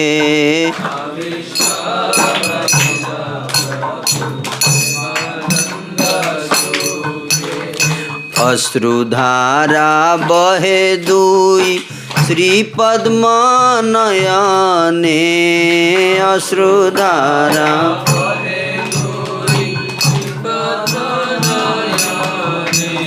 लोमहर्ष कंप हैला चरण दर्शने,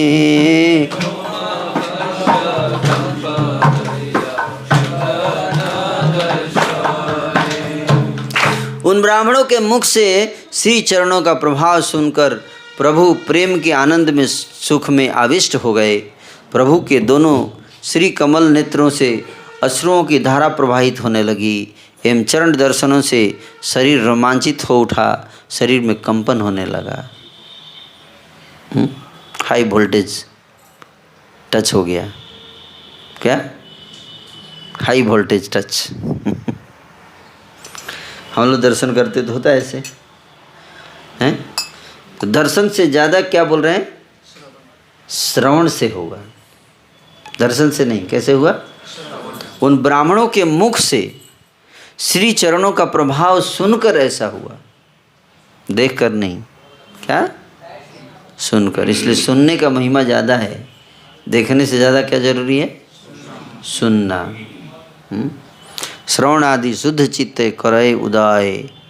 अभी हम लोग शुद्ध चित्त नहीं है, इसलिए अगर कोई शुद्ध चित्त व्यक्ति होगा तो इसको सुनते ही तुरंत आंखों से अश्रु गिरने लगेगा।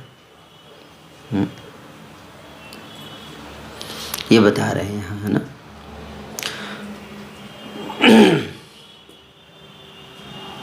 बहुत सुंदर बात बता रहे।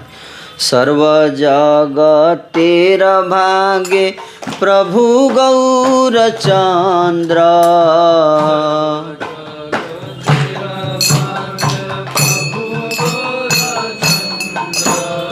प्रेम भक्ति प्रकाशेर करिला आनंद।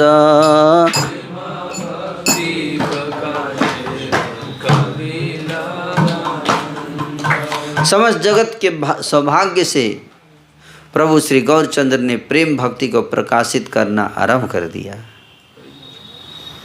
प्रेम भक्ति है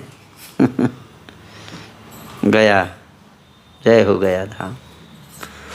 अविच्छिन्न गंगा बहे प्रभुर नयने,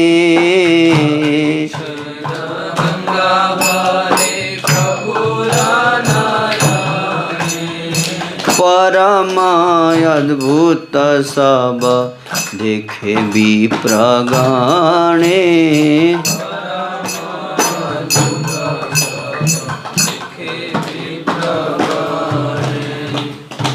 प्रभु के नेत्रों से अविच्छिन्न गंगा बहने लगी। नेत्रों से क्या बहने लगा? गंगा बह रही है। गंगा नेत्रों से गंगा बह रही है। चरणों से गंगा निकली, लेकिन यहाँ नेत्रों से गंगा निकल रही है।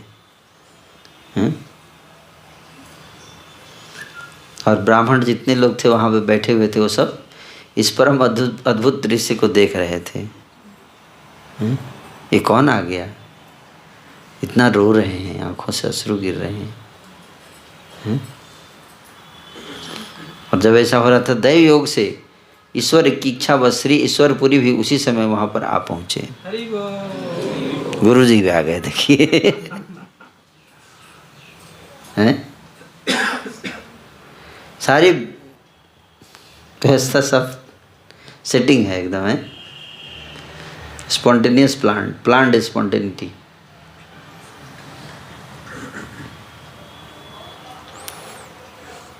ईश्वर पुरी देखी श्री गौरा सुंदर, नमस्कारिले नयति करिया यादर। ईश्वरपुरी ने भी को देखकर श्री गौर सुंदर ने बड़े आदर पूर्वक उन्हें नमस्कार किया। ईश्वरपुरी ने भी श्री गौरचंद्र को देखकर परम हर्ष के साथ उन्हें आलिंगन किया। प्रेमानंद कौतूहल वश दोनों के शरीर एक दूसरे के प्रेम अश्रु जल से सिंचित हो रहे थे। दोनों रो रहे थे, दोनों।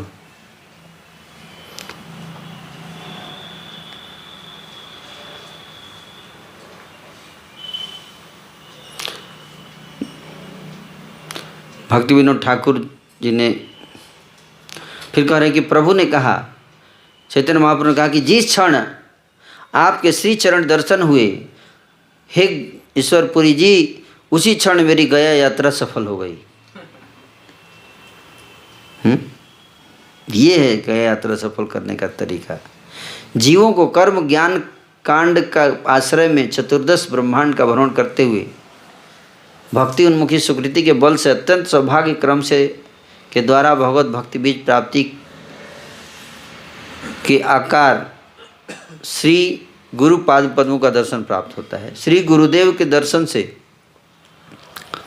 प्रापंचिक अक्षज आध्यात्मिक तर्क युक्त अश्रौत विचार स्तब्ध होता है एवं शुद्ध भक्ति की अति उज्ज्वल श्रेष्ठ महिमा जीवों के हृदय में प्रकाशित होती है गुरु के चरण कमल की कृपा से। श्री गुरुदेव के दर्शन से ये फल प्राप्त होता है। वही तीर्थ यात्रा का फल है। तीर्थ में अगर गुरुदेव के दर्शन हो जाएं तो तीर्थ यात्रा का यही फल है।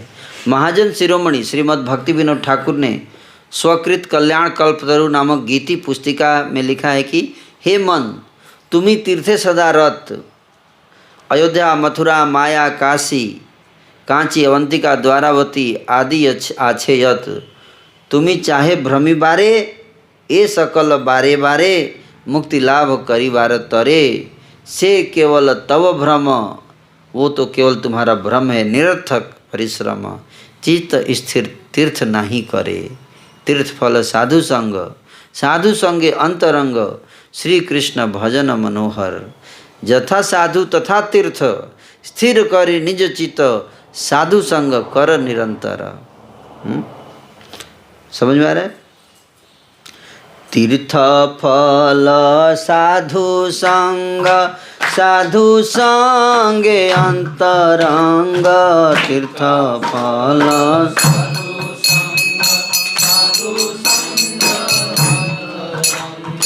साधु संग अंतरंग, साधु संग अंतरंग।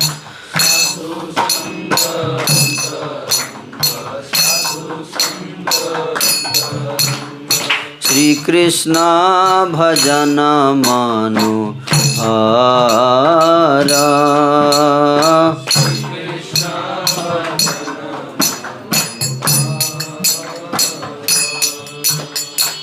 करेगी यथा साधु तथा तीर्थ। जहाँ पे साधु होता है वहीं पे तीर्थ होता है, हैं? स्थिर करी निज चित्त, साधु संग कर निरंतर। हमेशा आप साधु संग करो, अपने मन को स्थिर करो। तीर्थ में भ्रमण करने का इच्छा मत करो, इस तीर्थ उस तीर्थ जाना है, हैं? तीर्थ से ज़्यादा जरूरी क्या है? साधु संग, हैं? जे तीर्थे वैष्णव नाई, जिस तीर्थ में वैष्णव नहीं है, से तीर्थे ते नाही जाई, उस तीर्थ में मत जाओ जहाँ वैष्णव नहीं है। की लाभ हाटिया दूर देशे, दूर देश में जा जाके पैदल भागने से क्या लाभ होगा। जथा ये वैष्णव गण, से ही स्थान वृंदावन, से ही स्थान आनंद देश। जहाँ वैष्णव है वही स्थान क्या है? वृंदावन है, और वहाँ पे तुमको अशेष आनंद प्राप्त होगा। कृष्ण भक्ति जय स्थाने, मुक्तिदासी से ही खाने, सलिल तथाय मंदाकनी। जहाँ पे कृष्ण भक्ति है इस स्थान पर, उसी स्थान पर मुक्ति है, उसी स्थान पर गंगा है, सब वहीं है। गिरि तथा गोवर्धन, भूमि तथा वृंदावन, आविर्भूत आपनी आह्लादिनी। वहाँ पे गिरि गोवर्धन प्रकट हो जाता है, वृंदावन प्रकट हो जाएगा।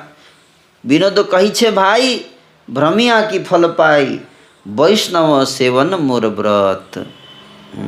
वैष्णव सेवा ही मेरा व्रत है। तीर्थ में पिंडदान करने पर पितृगण तर जाते हैं।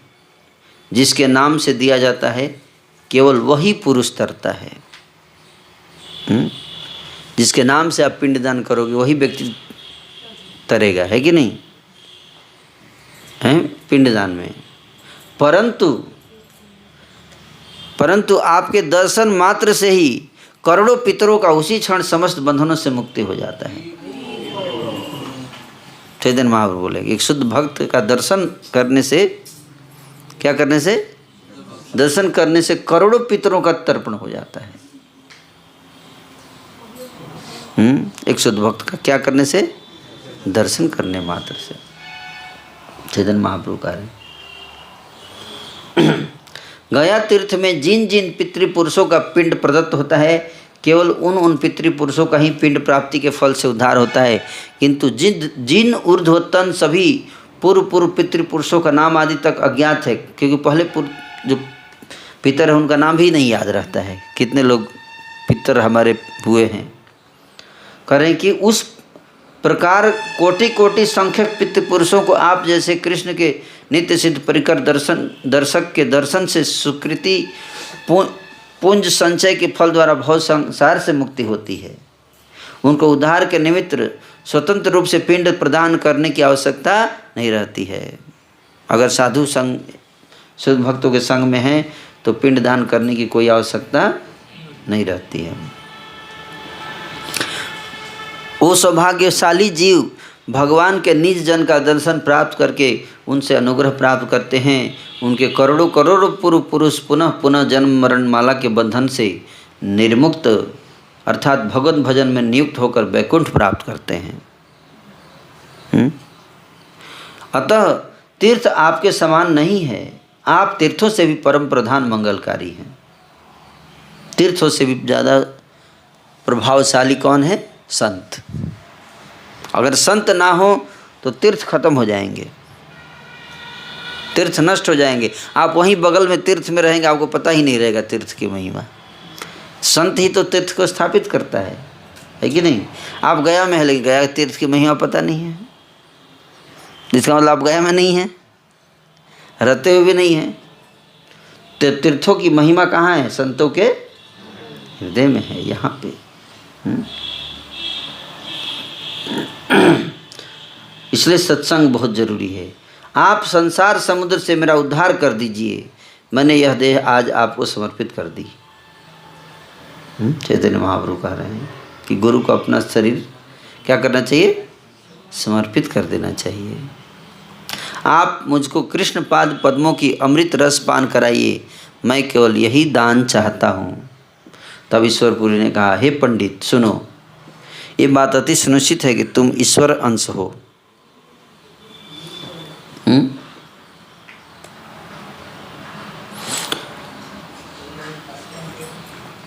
जो आपका पांडित्य एवं चरित्र है वह ईश्वर अंश के अतिरिक्त अन्य किसी का हो सकता है?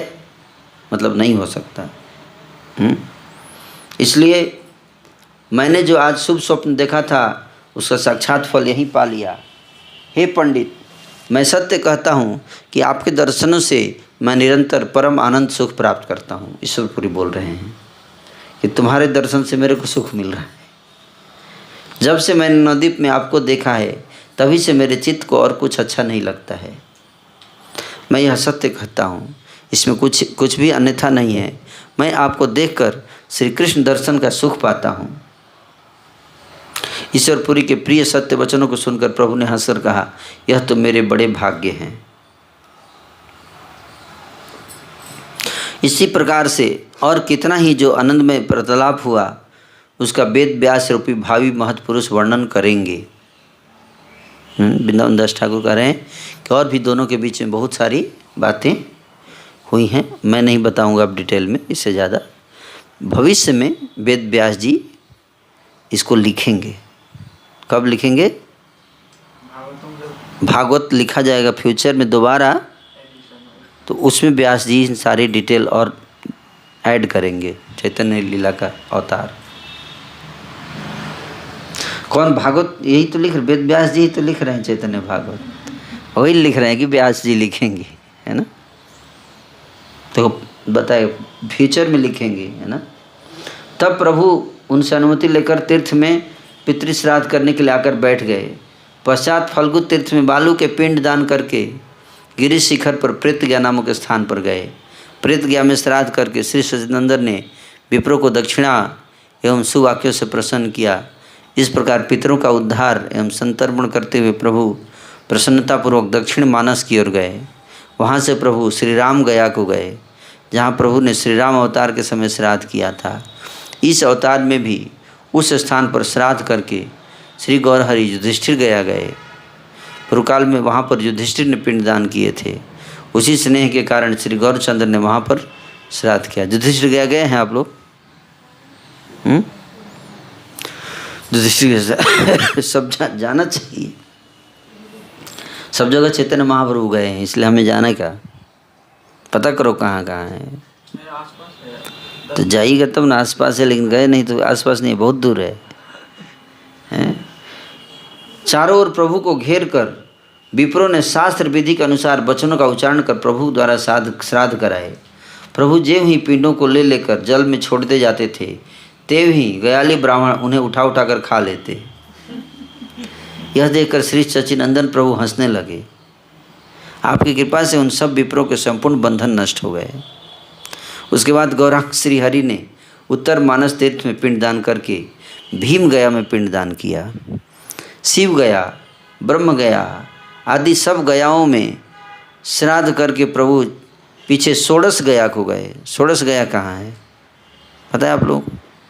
नहीं गया। देखिए गया में ही आपको नहीं पता है, इसका मतलब गया में रहते हुए भी गया में नहीं है। षोडश गया में प्रभु ने षोडशी कर श्रद्धापूर्वक सब पितृगण को पिंड दान किया।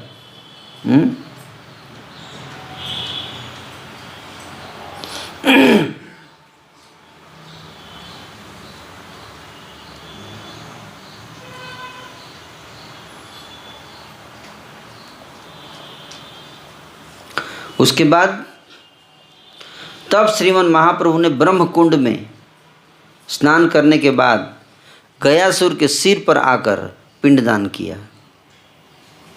प्रभु ने श्री हस्तों में दिव्य माला चंदन लेकर प्रसन्नतापूर्वक विष्णु पद चिन्हों की पूजा की। इसी प्रकार सब स्थानों पर श्राद्ध आदि करके एवं विप्रों को प्रसन्न करते हुए प्रभु अपने निवास स्थान पर गए हैं। मुझे लगता है इधर ही होगा कहीं निवास स्थान। तब श्रीमन महाप्रभु कुछ देर विश्राम करके रसोई तैयार करने लगे। खुद कुकिंग कर रहे हैं भगवान, खुद खाना बना रहे हैं। रसोई जैसे ही संपूर्ण हुई उसी समय ईश्वरपुरी महाशय वहाँ आ पहुँचे, बिल्कुल सही टाइम पर। ईश्वरपुरी कृष्ण नाम करते करते प्रेम उन्मत्त होकर प्रभु के पास गए। प्रभु ने रसोई करना छोड़कर परम संभ्रम पूर्वक नमस्कार करके उन्हें आसन पर बिठाया। ईश्वरपुरी ने हंसते हुए कहा, पंडित सुनो, मैं अच्छे ही समय आ गया हूँ। प्रभु ने कहा, मैं अपने भाग्य का तब उदय हुआ समझूंगा जब आप आज यहीं अन्न भोजन करें। भगवान खुद भोजन बना रहे हैं। रसोई भी होगी। रसोई, यस। ईश्वरपुरी ने हंसते हुए कहा, तुम क्या खाओगे? प्रभु ने कहा, मैं अभी और रसोई बनाता हूँ, अभी जो बनाया आप खाइए, मैं दोबारा बनाऊंगा। पुरी ने कहा, और किस लिए रसोई बनाते हो? जो अन्न तैयार है उसी का दो भाग कर लेते हैं। प्रभु ने हंसते हुए कहा, यदि आप मुझ पर वास्तव में प्रसन्न हैं तो जो अन्न तैयार है वह सब आप भोजन कीजिए। मैं पल भर में और अन्न बना लेता हूँ, आप तनिक भी संकोच मत कीजिए, आप केवल भिक्षा ग्रहण कीजिए। तब प्रभु ने अपना अन्न उनको दे दिया और प्रसन्न होकर और अन्न बनाने लगे। ऐसी कृपा थी प्रभु की ईश्वरपुरी के प्रति। उधर पुरी की भी कृष्ण के अतिरिक्त उनमें अन्य मति नहीं थी। प्रभु अपने श्री हस्तों से भोजन परोसने लगे और ईश्वरपुरी परम आनंद सुख से भोजन करने लगे। उस समय लक्ष्मी देवी वहाँ पर प्रकट हो गई और अलक्षित रूप से प्रभु के लिए शीघ्र ही अन्न पक तैयार कर दिया। लक्ष्मी जी प्रकट हो गई, इधर सेवा कर रहे हैं। ईश्वर समझ पर नहीं पाए कि इतना जल्दी कैसे बन गया फिर से। उनको क्या पता कि लक्ष्मी जी आई हैं, हैं? तब ईश्वरपुरी को भोजन कराने के बाद प्रभु ने स्वयं आनंदपूर्वक भोजन किया। ईश्वरपुरी के साथ प्रभु की भोजन लीला सुनने से कृष्ण प्रेम धन मिलता है। तब प्रभु ने ईश्वरपुरी के समस्त अंगों पर अपने श्री हस्तों से दिव्य गंध का लेपन किया। आचरण से सिखा रहे गुरु की सेवा कैसे की जाती है। प्रभु की ईश्वरपुरी के प्रति जितनी प्रीति थी उसका वर्णन करने की शक्ति किसमें है। स्वयं ईश्वर श्री चैतन्य भगवान ने ईश्वरपुरी की जन्मभूमि का दर्शन किया। ईश्वरपुरी का जन्म भूमि आप जानते हैं कहाँ है? कुमारहट्ट ग्राम है ना, कुमारहट्ट ग्राम जो हाली शहर स्टेशन से 1 कोस के बीच में अवस्थित है। अभी इस जन्म स्थान के निकट तत्व विरोधी सखी भेखी दल का अर्चन विचार प्रवर्तित हुआ है। सखी भेखी लोग कर रहा होगा। भगवत जन्म स्थान का दर्शन, नमन और परिक्रमण शुद्ध भक्ति का अन्यतम अनुष्ठान है। प्रभु ने कहा, कुमारहट्ट को नमस्कार है जहाँ ईश्वरपुरी ने अवतार ग्रहण किया है। उसी स्थान पर श्री चैतन्य देव ने बहुत क्रंदन किया और उस समय ईश्वरपुरी के अतिरिक्त अन्य कोई शब्द उनके मुख पर नहीं था। फिर वहाँ की रज लेकर प्रभु ने अपने बहिर्वास में बांध ली। प्रभु ने कहा, ईश्वरपुरी के जन्म स्थान की यह रज मेरा जीवन धन प्राण है। ऐसी प्रीति प्रभु ईश्वरपुरी के प्रति करते थे। प्रभु अपने भक्तों का महात्म्य बढ़ाने की सब शक्ति धारण करते हैं। भगवान भक्त की पूजा करते हैं। इसलिए भगवान गौर सुंदर ने महाभागवत वर ईश्वरपुरीपाद के गुरु रूप में वर्णन लीला द्वारा अपने प्रिय भक्त की मर्यादा वृद्धि की। तो भक्त भगवान की पूजा करते हैं और भगवान किसकी पूजा करते हैं बताइए? भक्त की पूजा करते हैं। प्रभु ने कहा, मेरा गया देखने के लिए आना सफल हो गया, जिससे मुझे ईश्वरपुरी के दर्शन प्राप्त हुए।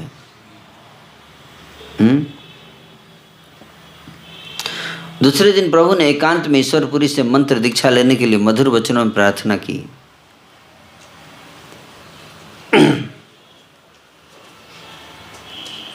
ईश्वरपुरी ने कहा, मंत्र सुनाने की तो बात ही क्या है, मैं सब समय तुम्हारे लिए प्राण भी दे सकता हूँ। तब स्वयं शिक्षा गुरु श्री नारायण ने उनसे दशाक्षर मंत्र ग्रहण किया। कौन सा मंत्र? दशाक्षर मंत्र दिया ईश्वरपुरी ने। तब प्रभु ने ईश्वरपुरी की प्रदक्षिणा करके उनसे कहा, मैंने अपनी देह आपको समर्पित कर दी। आप मुझ पर ऐसी शुभ दृष्टि कीजिए जिससे मैं कृष्ण प्रेम सागर में डूबा रहूं।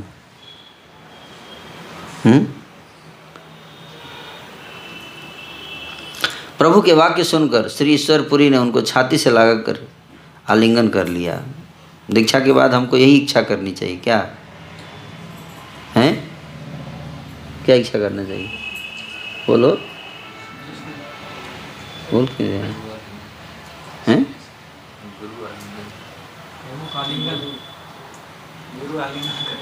कृष्ण प्रेम सागर में डूबा रहूं।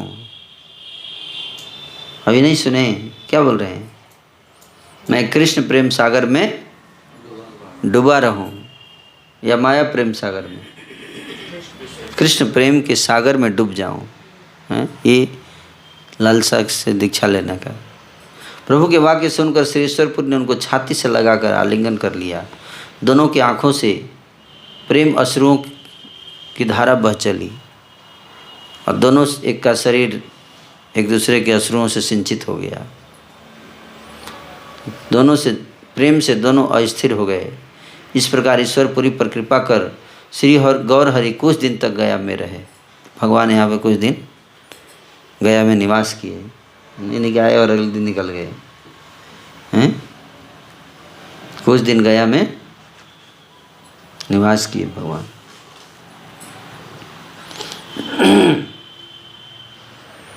आत्म प्रकाश करने का समय उपस्थित होने पर प्रभु की दिन प्रतिदिन प्रेम भक्ति की वृद्धि होने लगी।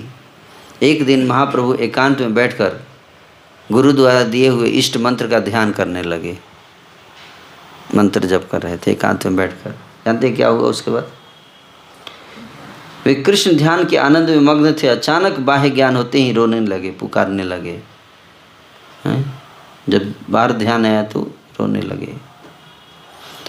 कृष्ण रे बाप रे मोर जीवन श्री हरि, को नदी के गेला मोरा प्राण करी चूरी, पाइनु ईश्वर मोरा को नदी के गेला, श्लोक पढ़ी प्रभु कांदिते लागिला, प्रेम भक्ति रसे मग्न हईला ईश्वर, सकल श्रीअंग हईला धुलाय धूसर, आर्तनाद करी प्रभु डाके उच्चे स्वरे, कोथा गेला बाप कृष्ण छाड़िया मोहरे। बहुत सुंदर बात बता रहे हैं। कृष्ण रे बाप रे, हे मेरे जीवन श्री हरि, आप मेरे प्राणों को चोरी करके कहाँ चले गए हो? मेरे प्राप्त किए हुए प्रभु कहाँ चले गए मुझे छोड़कर? इस भाव के श्लोक उच्चारण करते हुए प्रभु रोदन करने लगे हैं। तो ऐसा हमको भगवान के लिए रोना चाहिए, ये जीवन का लक्ष्य है। प्रेम भक्ति रस है। कृष्ण विरह गीत भागवत के 10वें स्कंद 3वां अध्याय 5 से 12 है। यहाँ रेफरेंस दिया हुआ, ऐसे किताब बनाओ एक यहाँ है ना। और 31 अध्याय 39 अध्याय 10 से 31 एवं 47 अध्याय 12 से 21 श्लोक समूह अधिकारी भेद से चिंतनीय है, उसको ऊपर यहाँ चर्चा। प्रेम भक्ति रस में निमग्न होकर प्रभु के समस्त शरीर अंग धूल धूसरित हो गए, धूलों से भर गया पूरा शरीर, है ना। प्रेम भक्ति रस प्रभु कृष्ण विरह में जोर जोर से आर्तनाद करके पुकारने लगे, हे बाप कृष्ण, आप मुझे छोड़कर कहाँ चले गए? राधा रानी का भाव है। कृष्ण जब मथुरा चले गए तो राधा रानी जैसे विरह में थी कृष्ण के, रो रही थी। पहले जो प्रभु परम गंभीर थे वही अब प्रेम में परम अस्थिर हो गए। प्रभु धूली में लोटपोट होने लगे, धूल में लौटने लगे, उच्च स्वर से रोने लगे। इस प्रकार प्रभु अपनी भक्ति के विरह सागर में निमज्जित हो गए। तब कुछ समय पश्चात वहाँ सारे शिष्य आ पहुँचे और अशेष यत्न करके उन्हें स्थिर किया। प्रभु ने कहा, तुम सब लोग घर चले जाओ, मैं अब संसार में नहीं जाऊंगा। बोले, अब मैं घर वापस नहीं जाऊंगा, है ना। मैं तो अब अपने प्राणनाथ कृष्णचंद्र को पाने के लिए मथुरा देखने जाऊंगा, वृंदावन। यहाँ से कहाँ जाऊंगा? वृंदावन जाऊंगा, अब घर नहीं जाऊंगा, वृंदावन। समस्त शिष्यों ने मिलकर अनेक प्रकार से प्रभु को प्रबोधन देकर उन्हें स्थिर किया, परंतु भक्ति रस में मग्न होकर वैकुंठपति चित्त में किसी प्रकार की शांति नहीं पा रहे थे। तब फिर वहाँ क्यों ठहरते? बिना किसी से कहे हुए कुछ दिन रात्रि शेष रहने पर प्रभु प्रेम के आवेश में मथुरा की ओर चल दिए।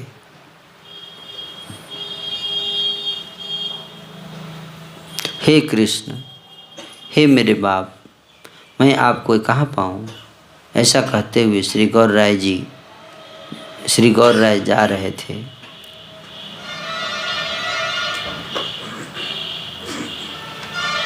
कुछ दूर जाने पर प्रभु को एक दिव्य आकाशवाणी सुनाई दी। कुछ दूर जाए मथुरा की तरफ जाने लगे तो उनको एक दिव्य आकाशवाणी आई, ऊपर से आकाशवाणी हुई, हे द्विजमणि, इस समय आप मथुरा मत जाओ। आकाशवाणी हुई, जानते थे अभी बात,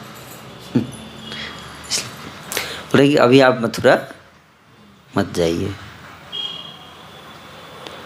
जाने का समय जब आएगा तब जाना, अभी नवद्वीप में अपने घर चलो। फिर आकाशवाणी कह रही है, आप श्री वैकुंठ नाथ हैं, लोगों का निस्तार करने के लिए अपने परिकरों के सहित अवतीर्ण हुए हैं। आप अनंत ब्रह्मांड में कीर्तन का प्रचलन करके जगत को प्रेम भक्ति धन का वितरण करेंगे।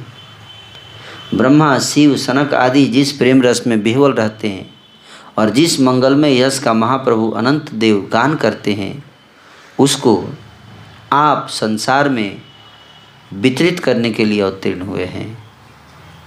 आप ये सब बात जानते हैं। आकाशवाणी कर रही, हम तो आपके सेवक हैं, तभी आपको याद दिलाना उचित है, इसलिए आपके चरणों में निवेदन किया। तो कौन आकाशवाणी से कौन बोलता है? देवता लोग बोलते हैं ना, देवता लोग याद दिलाते हैं। हे प्रभु, आप स्वयं अपने विधाता हैं, आपकी इच्छा का उल्लंघन कर सकता है, इसलिए हे महाप्रभु, आप घर चलिए, फिर बाद में आकर मथुरा नगर देखिएगा।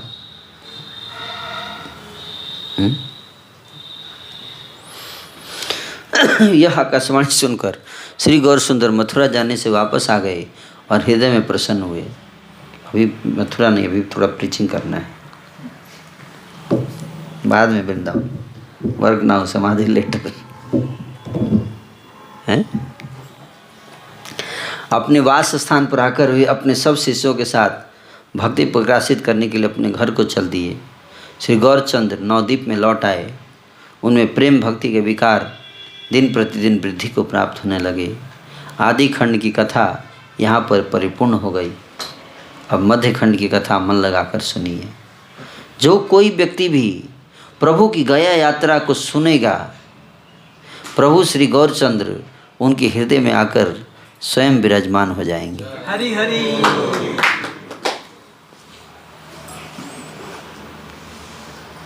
गौरचंद्र की गया तीर्थ उद्धरण लीला की कथा जो श्रवण करेंगे, उनके हृदय में गौर सुंदर आविर्भूत होंगे।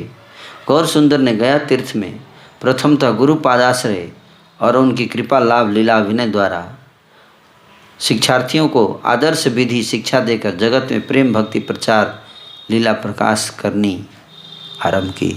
इसलिए गौर सुंदर की गया विजय लीला श्रवण करने से नास्तिक्य और आस्तिक्य दोनों प्रकार की कर्म बुद्धि विदूरित होकर जीवों के हृदय में भगवत भक्ति की सर्वश्रेष्ठता और उज्ज्वलता दृढ़तापूर्वक से अंकित होगी।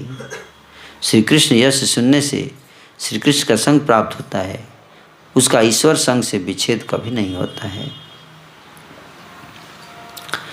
अंतर्यामी श्री नित्यानंद प्रभु ने मुझको कुछ श्री चैतन्य चरित्र पुस्तक रूप में लिखने का कौतुकपूर्वक आदेश किया। कृष्णदास जी कह रहे हैं कि नित्यानंद प्रभु ने मुझे किताब लिखने का आदेश किया। उन्हीं की कृपा से मैं श्री चैतन्य देव की कथा को लिख रहा हूँ। इसमें किंचित मात्र भी स्वतंत्र शक्ति नहीं है। काष्ठ की पुतली को जैसे बाजीगर नचाता है, उसी प्रकार श्री गौरचंद्र मुझसे जो बुलवा रहे हैं वही लिख रहा हूँ। मैं श्री चैतन्य चंद्र की कथा का आदि और अंत नहीं जानता, जैसे तैसे श्री चैतन्य चंद्र का यश वर्णन कर रहा हूँ। पक्षी जैसे आकाश का अंत नहीं पा सकता, जितनी उसकी शक्ति होती है उतनी ही वह उड़ान भरता है, उसी प्रकार श्री चैतन्य चंद्र के यश का अंत नहीं है। कृपा करके प्रभु ने जिसको जितनी कृपा शक्ति दी है वह केवल उतना ही उनका गान करता है। पक्षीगण जैसे निज शक्ति अनुसार आकाश में जितनी दूर तक उड़ सकते हैं उतनी दूर तक ही उड़ते हैं, उसी प्रकार पंडित भी स्वबुद्धि के अनुसार भगवान की लीला को जितना मानते हैं जानते हैं वहाँ तक ही वर्णन करते हैं।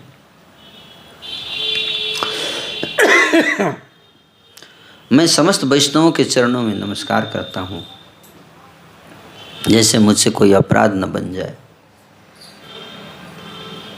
जो संसार समुद्र से पार होकर भक्ति सागर में डूबने के इच्छुक हों, वे लोग श्री निताई चांद का भजन करें। मैं हर समय अपने चित्त में ये बड़ा भरोसा रखता हूँ कि मेरे प्रभु के प्रभु श्री गौर सुंदर हैं। कोई कहता है श्री नित्यानंद प्रभु बलराम हैं, कोई कहता है श्री चैतन्य चंद्र के महान प्रिय धाम हैं, कोई कहता है महातेजियान अधिकारी हैं, कोई कहता है कैसा स्वरूप है समझ में ही नहीं आता। जिसकी जैसी इच्छा हो वह श्री नित्यानंद प्रभु को यति अथवा भक्त अथवा ज्ञानी क्यों न कहे। वे श्री चैतन्य चंद्र के चाहे जो कुछ भी क्यों न हो, तब भी मैं तो यही कहता हूँ कि उनके चरण धन मेरे हृदय में निवास करें। इतना परिहार करने पर भी कोई पापी व्यक्ति यदि उनकी निंदा करता है तो मैं उसके मस्तक पर लात मारूंगा।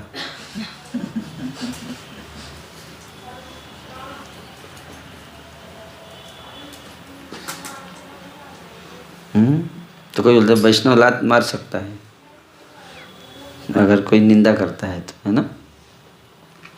श्री चैतन्य के जीवन धन श्री नित्यानंद की जय हो। हे प्रभु, आपके चरण ही मेरे शरण स्थान हो। मैं आपका होकर ही श्री गौरचंद्र का गुणगान करता रहूं। जन्म जन्मांतर में आपके ही संग विचरण करूं।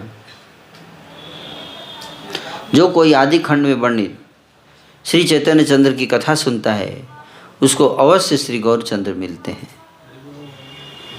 ईश्वरपुरी से विदा होकर प्रभु श्री गौरांग राय अपने घर मायापुर लौट आए। यह सुनकर सब नवद्वीप निवासी इस प्रकार आनंदित हुए मानो देह में प्राणों का संचार हो गया हो। श्री कृष्ण चैतन्य और श्री नित्यानंद चांद जिनके जीवन हैं, वे वृंदावन दास उनके श्री युगल चरणों में उनकी महिमा का गान करते हैं। हरे कृष्णा कृष्णा कृष्णा हरे हरे।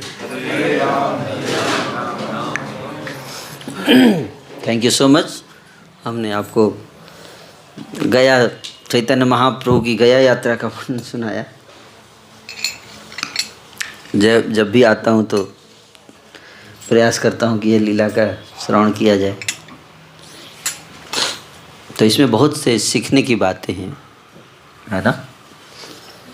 एक तो चैतन्य महाप्रभु ने जो बताया कि वैष्णवों के चरण जल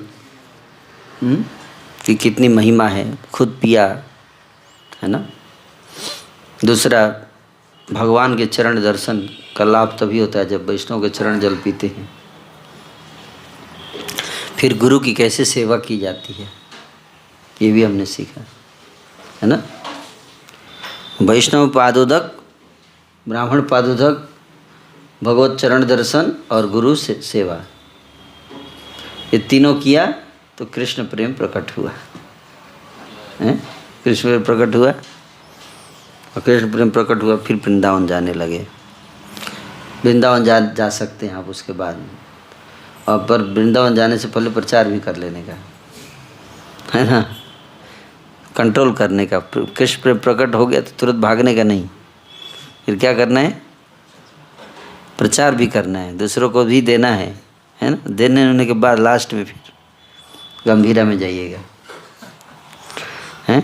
तब तक गंभीरा में मत जाइए, हैं। तब तक थोड़ा प्रचार उचार करना है। तो ये प्रोसेस, पूरा प्रोसेस बता दिया इस अध्याय में, है, इस लीला में, है ना, कृष्ण प्रेम प्राप्त करने का। और गया धाम की महिमा बताई, कितना पावरफुल प्लेस है, जहाँ से एक्चुअली देखा जाए तो कृष्ण प्रेम भक्ति आंदोलन गया से ही शुरुआत हुआ है, यहीं से शुरू हुआ है इस ना मूवमेंट, अगर देखा जाए।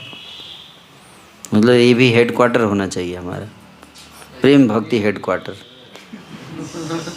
है कि नहीं, है। प्रेम भक्ति का तो, है ना, गंगा यहाँ से बहा है, फिर यहाँ से नवद्वीप गए हैं महाप्रभु, है कि नहीं। इसलिए गया धाम बहुत है, बहुत महत्वपूर्ण है हमारे लिए। और भगवान ने जगदीश श्याम प्रभु को सेवा का अवसर दिया है, चैतन्य महाप्रभु ने, हैं। तो थोड़ा प्रकाशित कीजिए महिमा, थोड़ा किताब उताब बनाइए कुछ, है ना। जो आए तो फिर उसको एक किताब में सारा मिल जाए, है ना। और यहाँ पे रखिए, यहाँ बोर्ड, जो आता है यहाँ उसको किताब दीजिए, गया धाम की पूरी किताब बढ़िया, ताकि गया के निवासी समझ सकें गया धाम की महिमा को, है कि नहीं। सबके लिए उपलब्ध रहना चाहिए, है ना। बांटिए, ठीक है। बड़ा फेस्टिवल करो, उसमें गया धाम की महिमा उत्सव, है ना, उसमें प्रदर्शनी लगाओ, गया धाम की महिमा का प्रदर्शनी लगाओ।